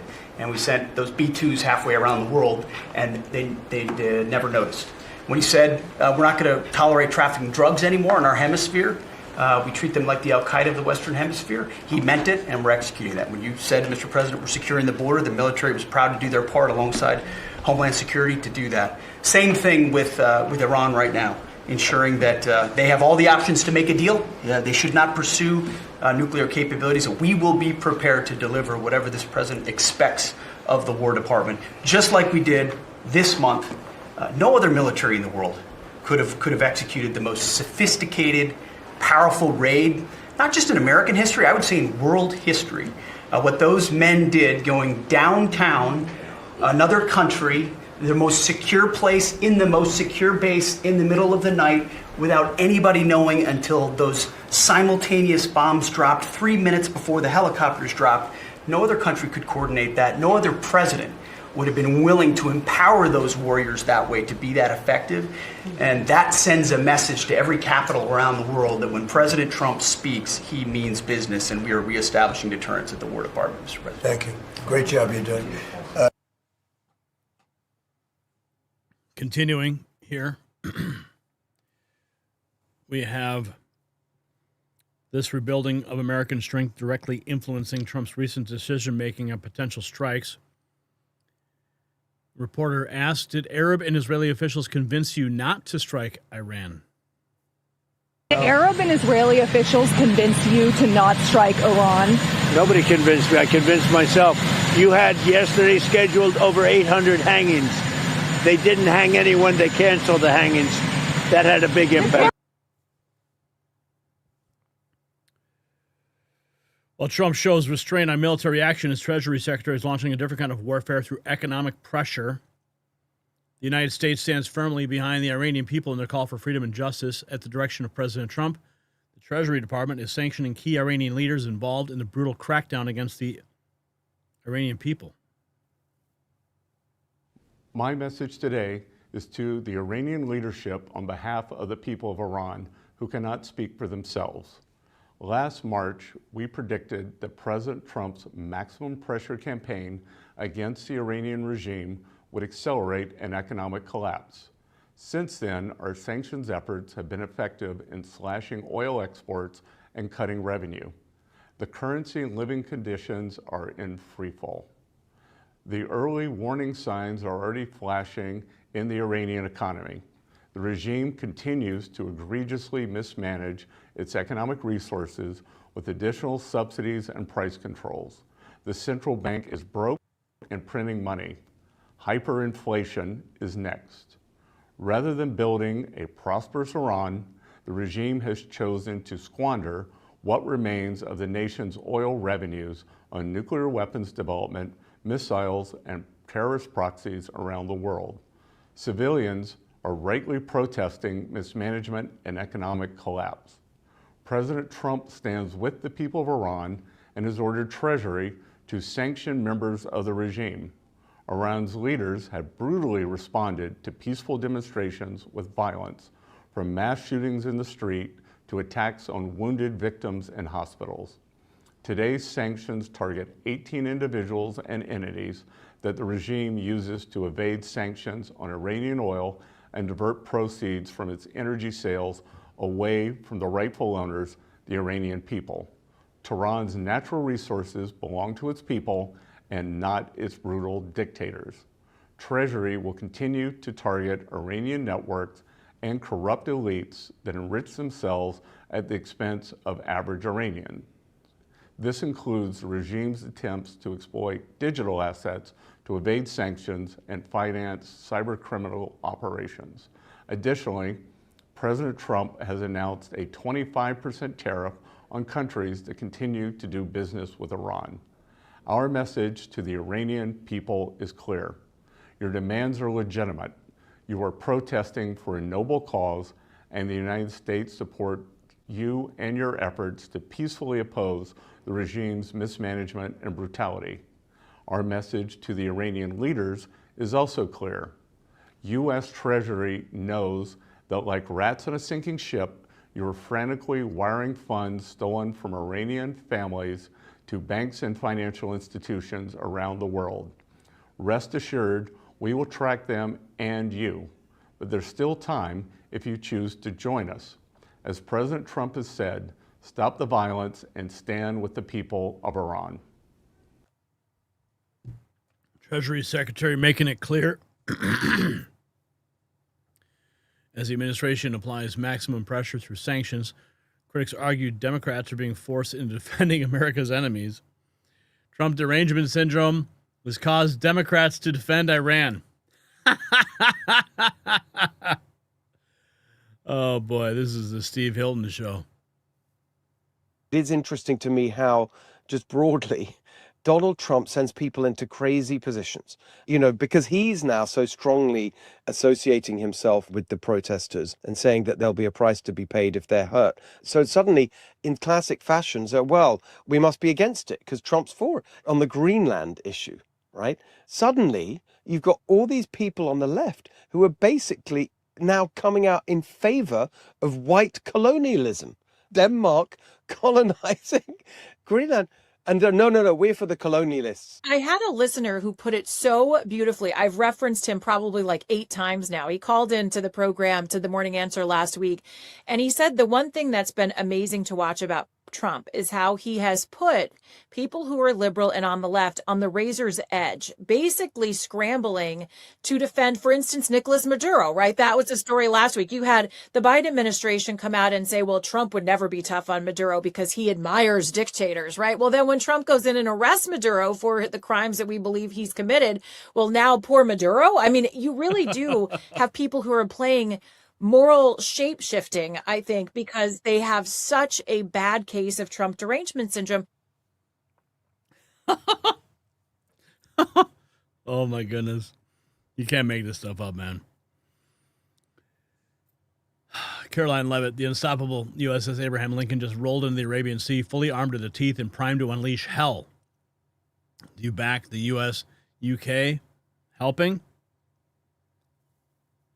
The USS Abraham Lincoln Carrier Strike Group has reached the Arabian Sea and is currently positioned near the Gulf of Oman, which is very close to Iran. From this position, fighter jets can take off from the aircraft carrier and carry out bombing missions against Iran at any time. In addition to this, the United States has delivered advanced air defense systems and other military equipment to all its bases across the Middle East. The Carrier Strike Group has been deployed close to Iran specifically for this reason, to conduct airstrikes if required. A Carrier Strike Group typically consists of 6 to 8 ships. This includes 1 aircraft carrier, which carries around 70 fighter jets and support aircraft. This is followed by 2 to 3 guided missile destroyers, mainly Arleigh-Burke-class destroyers, which are used for air defense as well as cruise missile attacks. If the United States launches an attack on Iran, Tomahawk cruise missiles would likely be fired from these Arleigh-Burke-class destroyers. The strike group also includes 1 guided missile cruiser, usually a Ticonderoga-class cruiser. Its primary role is to intercept and neutralize incoming enemy missiles, and it plays a key role in protecting the aircraft carrier. In addition, the Carrier Strike Group includes 1 nuclear-powered attack submarine, which is also capable of launching Tomahawk cruise missiles. Finally, there is 1 supply or logistics ship, responsible for providing fuel, weapons, and other essential supplies to the combat ships. This Carrier Strike Group has been deployed by the United States specifically for a potential attack on Iran and is currently awaiting an order from Donald Trump.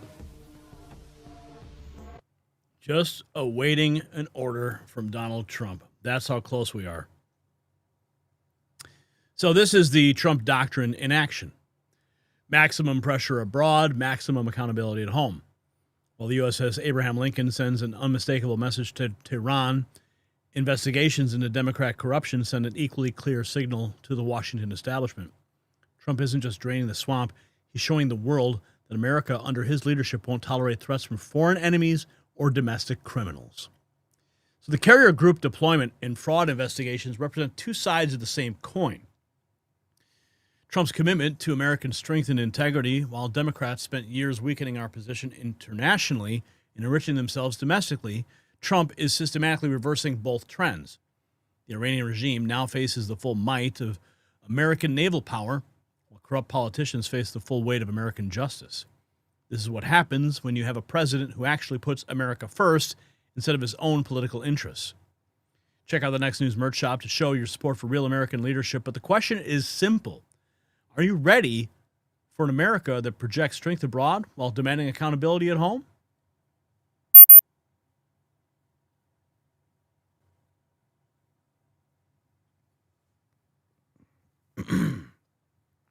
All right. Gold prices, yeah. Yeah, silver and gold are bouncing around right now. Yeah, they just dipped again, which is interesting. Yeah, Bills, if you're gonna buy in, you got to call Noble Gold. Tell them that I sent you, because it is important that you talk to our friends there. We trust them. We've been working with them for a long time, so make sure you call Noble Gold. Okay.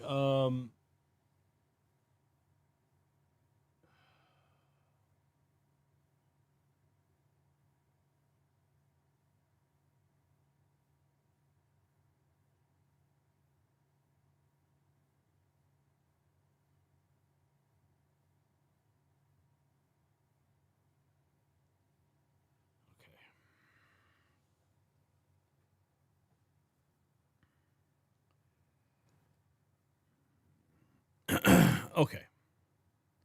Brian, I'm ready to move into our next topic here. And we got to talk about what's going on with the Federal Reserve. Speaking of gold and silver. The gloves are officially off between President Trump and the Federal Reserve Chair, Jerome Powell.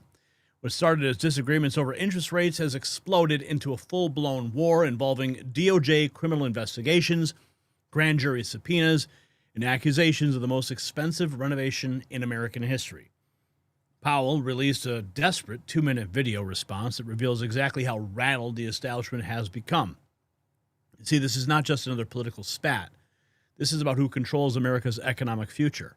Your mortgage rates, your savings account, your retirement fund, all of it hangs in the balance while Powell refuses to cut rates that are crushing working families. Trump called him out for spending billions on a simple building renovation while keeping interest rates artificially high, and now suddenly the DOJ is launching criminal investigations. Of course, the timing is perfect. Powell claims this is about accountability, but Trump supporters see this as a deep state retaliation. The president promises rates will plummet once he replaces Powell. That's money back in your pocket. But first, the establishment is going to fight dirty. Speaking of America's economic security, there's a crucial development that you need to know about. Some breaking news here. On January 5th, 2026, the U.S. Department of Energy announced $2.7 billion in contracts to restore domestic uranium enrichment capabilities. This is not just government spending, it's a declaration of intent. America needs uranium. It needs domestic uranium, and it needs it right now. The U.S. currently imports over 95% of its uranium, making us dangerously dependent on foreign nations, including Russia and China. That's a national security nightmare. While Powell fiddles with interest rates, smart Americans are positioning themselves in the uranium sector through atomic minerals. They're not just another mining company. They're America First patriots securing our energy independence. And with Trump back in office, pushing nuclear energy expansion and domestic production, uranium demand is about to explode. Atomic minerals gives you direct exposure to this critical strategic resource. You need to see their briefing that they have prepared just for you to learn how you can profit while strengthening America's energy security. Because while the Fed plays games, real patriots invest in American strength. We thank them for supporting this show. But here's what Powell doesn't want you to know. Trump handpicked his own Fed chair replacement and is already promising immediate rate cuts. Powell's desperate video response proves he knows his days are numbered. The criminal investigation into his testimony about that multi-billion-dollar renovation project isn't going away. When Trump said he could have done that job for $25 million instead of billions, that's your tax dollars being wasted while your mortgage payment stays sky high. So, yes, 2 weeks ago, Trump accused him of wasting funds, which this guy says didn't happen because rates were up, and Powell responds with a video saying Trump is trying to pressure him into cutting rates regardless of what's good. Good evening. On Friday, the Department of Justice served the Federal Reserve with grand jury subpoenas, threatening a criminal indictment related to my testimony before the Senate Banking Committee last June. That testimony concerned in part a multi-year project to renovate historic Federal Reserve office buildings. I have deep respect for the rule of law and for accountability in our democracy. No one, certainly not the chair of the Federal Reserve, is above the law. But this unprecedented action should be seen in the broader context of the administration's threats and ongoing pressure. This new threat is not about my testimony last June or about the renovation of the Federal Reserve buildings. It is not about Congress's oversight role. The Fed, through testimony and other public disclosures, made every effort to keep Congress informed. Okay, just turn yourself in, dude. All right. This sets up the background tension. Now let's hear Trump's actual words. Trump talking about the Fed chairman. We have a bad Fed chairman. He's bad in a lot of different ways, but he's bad because his interest rates were too high. And today we had a great inflation report. And today we had a really great growth report. So we have great growth and low inflation. And we're doing very well. Do you think there's going to be a rate cut, though? With the inflation? I don't know. With this guy, you don't know. He's got some problems. But what he also did, he's renovating a small building. It's the most expensive construction job in history, and it's only a renovation. I could have done that job for $25 million. They're spending billions and billions of dollars. He either doesn't know what he's doing or it's worse than that. And you know what I mean by what. So hopefully he'll be out of there soon. Yeah, hopefully he will. Trump's personal attacks are escalating. Watch how he turns the threats into Powell's job security. Trump interest rates will plummet as soon as I replace Powell. Markets brace for potential policy shakeups. From threats to promises, Trump is now making concrete commitments about replacing Powell entirely. The U.S. Federal Reserve Chair Powell just refused to cut interest rates, rebuking Trump. Trump's Governor Mirren and Waller dissent. I can't wait for Powell to be out as Fed chair. The replacement will be a million times better. will keep those rates steady. That's exactly what we expected, despite the president calling for interest rate cuts. And as you were talking about, how are the markets responding? The S&P 500 hitting an all-time high this morning. Now it looks like right now it seems to be retreating. The Fed cut interest rates, as you know, 3 times last year. The Fed is keeping the federal funds rate in the current range of 3.5% to 3.75%. Now we're moving on to the Fed firing back, refusing Trump's pressure, open defiance of the president's demands. President Trump was talking about credit card companies, too. What happens if the credit card companies don't comply by the January date? Well, then they're in violation of the law. Very severe things. No, I want a cap on credit card interest rates because, you know, some of them are 28, almost 30%. And that people don't know they're paying 30%. People out there, you know, they're working and they have no idea that they're paying 30%. No way. We're putting a 1-year cap at 10%, and that's it. They know it. They've really abused the public. The credit card companies have totally abused it. I'm not going to let it happen. President Trump cares about your financial security. There's no question about that. He's not just targeting the Fed. He's targeting, he's expanding his interest rate war to private companies as well. Fed Chair Jerome Powell says the U.S. economy is doing well despite geopolitical tensions. Geopolitical risk for us is a lot of it is around energy, oil.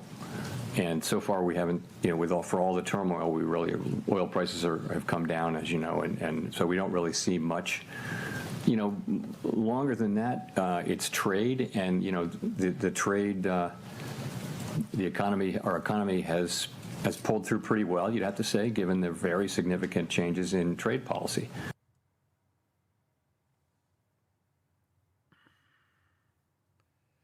While Trump demands rate cuts, Powell is publicly saying the economy is fine. He says the Fed should not be controlled by elected officials. But,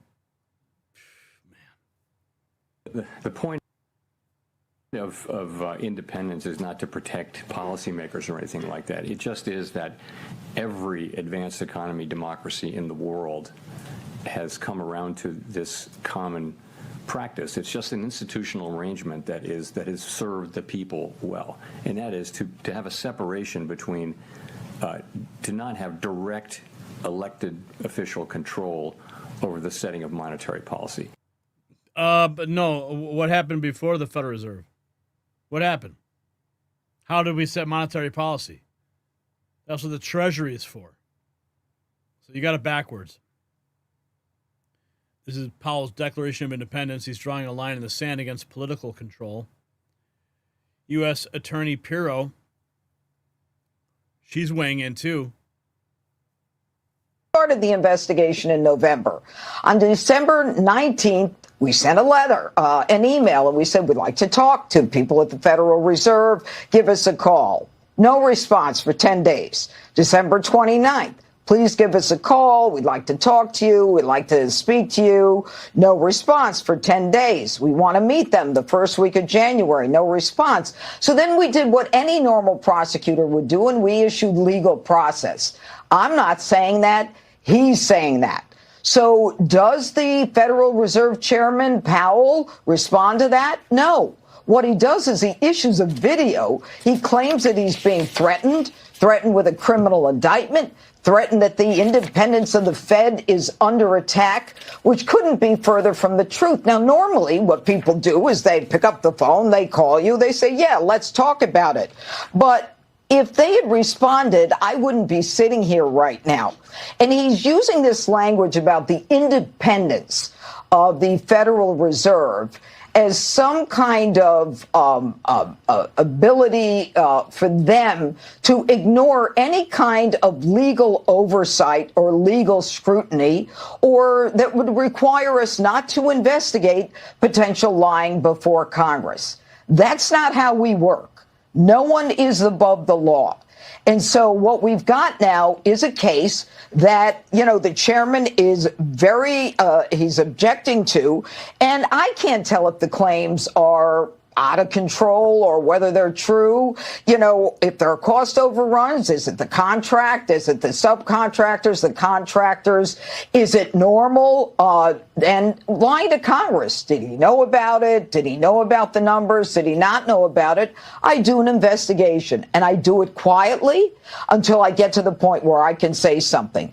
But the chairman says, no, you're attacking the independence of the Federal Reserve. That's not what we're doing. We're doing our job. And I think the sad part about this is no one is above the law, nor should anyone think that they have the right to be above the law, Sean. And I'm curious to those who claim, oh, my gosh, this is a terrible thing, even in our own party. What do you suggest? Are there certain people that you cannot investigate? Are there certain people that we look the other way and throw complaints in the drawer? That's not the America that I grew up in, Sean. Just No one is above the law. Remember that?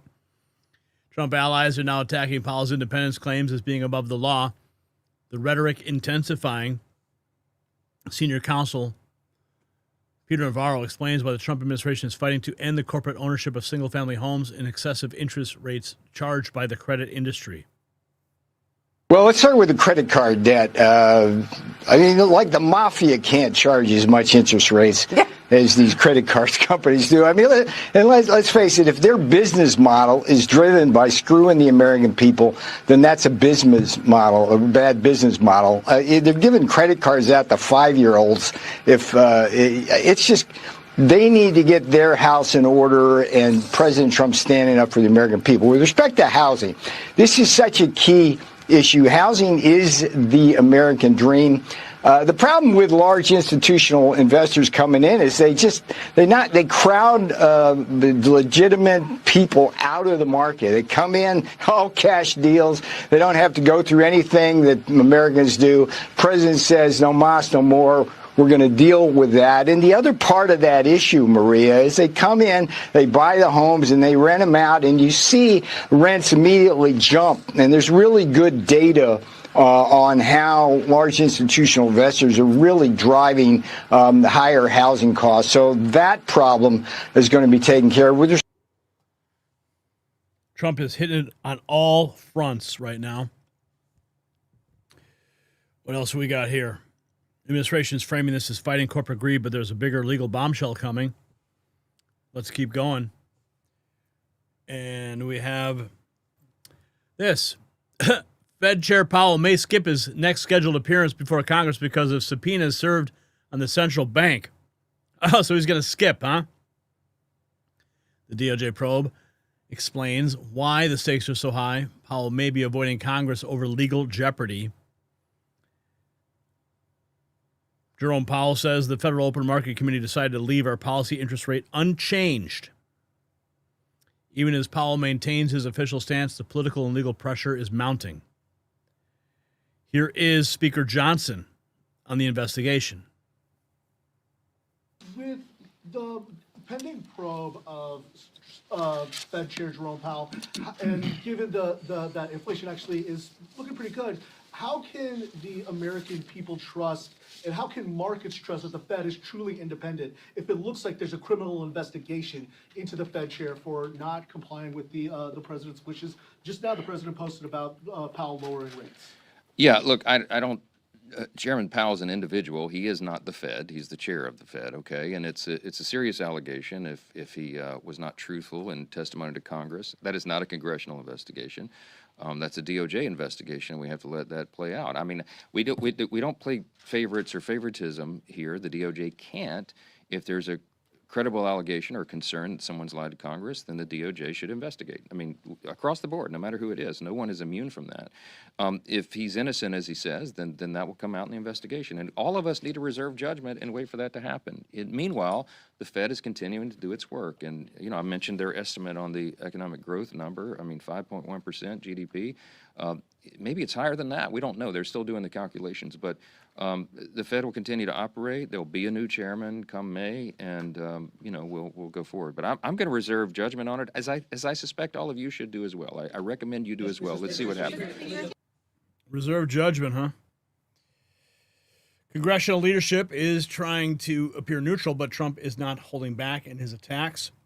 Trump slams Jerome Powell either corrupt or incompetent. Did Jerome Powell lie about the renovation costs? You see, this is the moment of truth for monetary policy in America. Powell can release all the videos he wants, but the writing is on the wall. Trump's promise that interest rates will plummet as soon as his replacement is in is not just rhetoric, it's actually economic policy. The establishment knows that they're about to lose control of the money supply, and they're panicking. The Federal Reserve has operated as an untouchable institution for over a century. Trump is about to change that forever. Powell's criminal investigation, his defensive videos, his refusal to cut rates despite economic data, it all adds up to one conclusion. The deep state's control over your financial future is ending. When Trump replaces Powell, your mortgage rates get cheaper, your savings grow faster, and America wins. The only question is whether you're ready to support dismantling the Fed's stranglehold on our economy. Check out the Next News merch shop to show your support for Trump's economic revolution.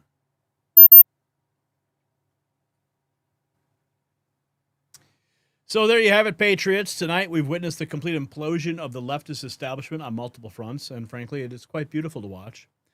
We started with Don Lemon, arrested for storming a Baptist church in Minneapolis, a federal crime under the FACE Act that Democrats have weaponized against conservatives for decades. Now their media darling is facing the same justice system that they corrupted, and suddenly they're crying about fairness. The hypocrisy is staggering, but not surprising. Then we expose Tim Walz's billion-dollar Medicaid fraud scheme that Dr. Oz is systematically dismantling through comprehensive audits. 14 separate programs admitted to having problems. That's not incompetence, that's systematic theft from hardworking American taxpayers. While Walz tries deflecting with ICE raids, the money trail leads straight back to his administration's corruption. And President Trump's national emergency declaration on Cuba represents exactly the kind of decisive leadership America has been missing. By targeting oil supplies through strategic tariffs, Trump is choking off the lifeblood of communist tyranny 90 miles from our shore. The establishment said it couldn't be done, but Trump is proving that American economic power, properly wielded, can topple dictatorships without firing a shot. Meanwhile, the deep state's desperate attempt to criminalize Federal Reserve Chairman Powell through grand jury subpoenas reveals their panic is constitutional governance returns to Washington. They're throwing everything at the wall, hoping that something sticks, but Trump's methodical restoration of executive authority is exposing their illegitimate power grabs for what they truly are. These stories connect perfectly. We're watching the systematic destruction of corrupt networks that have operated with impunity for decades. From fraudulent state programs to weaponized federal agencies, Trump's administration is following the money, enforcing the law, and holding criminals accountable regardless of their political connections. The Democrats thought they could hide behind their media allies and bureaucratic protection rackets forever. They were wrong. Justice is coming, and it's coming fast.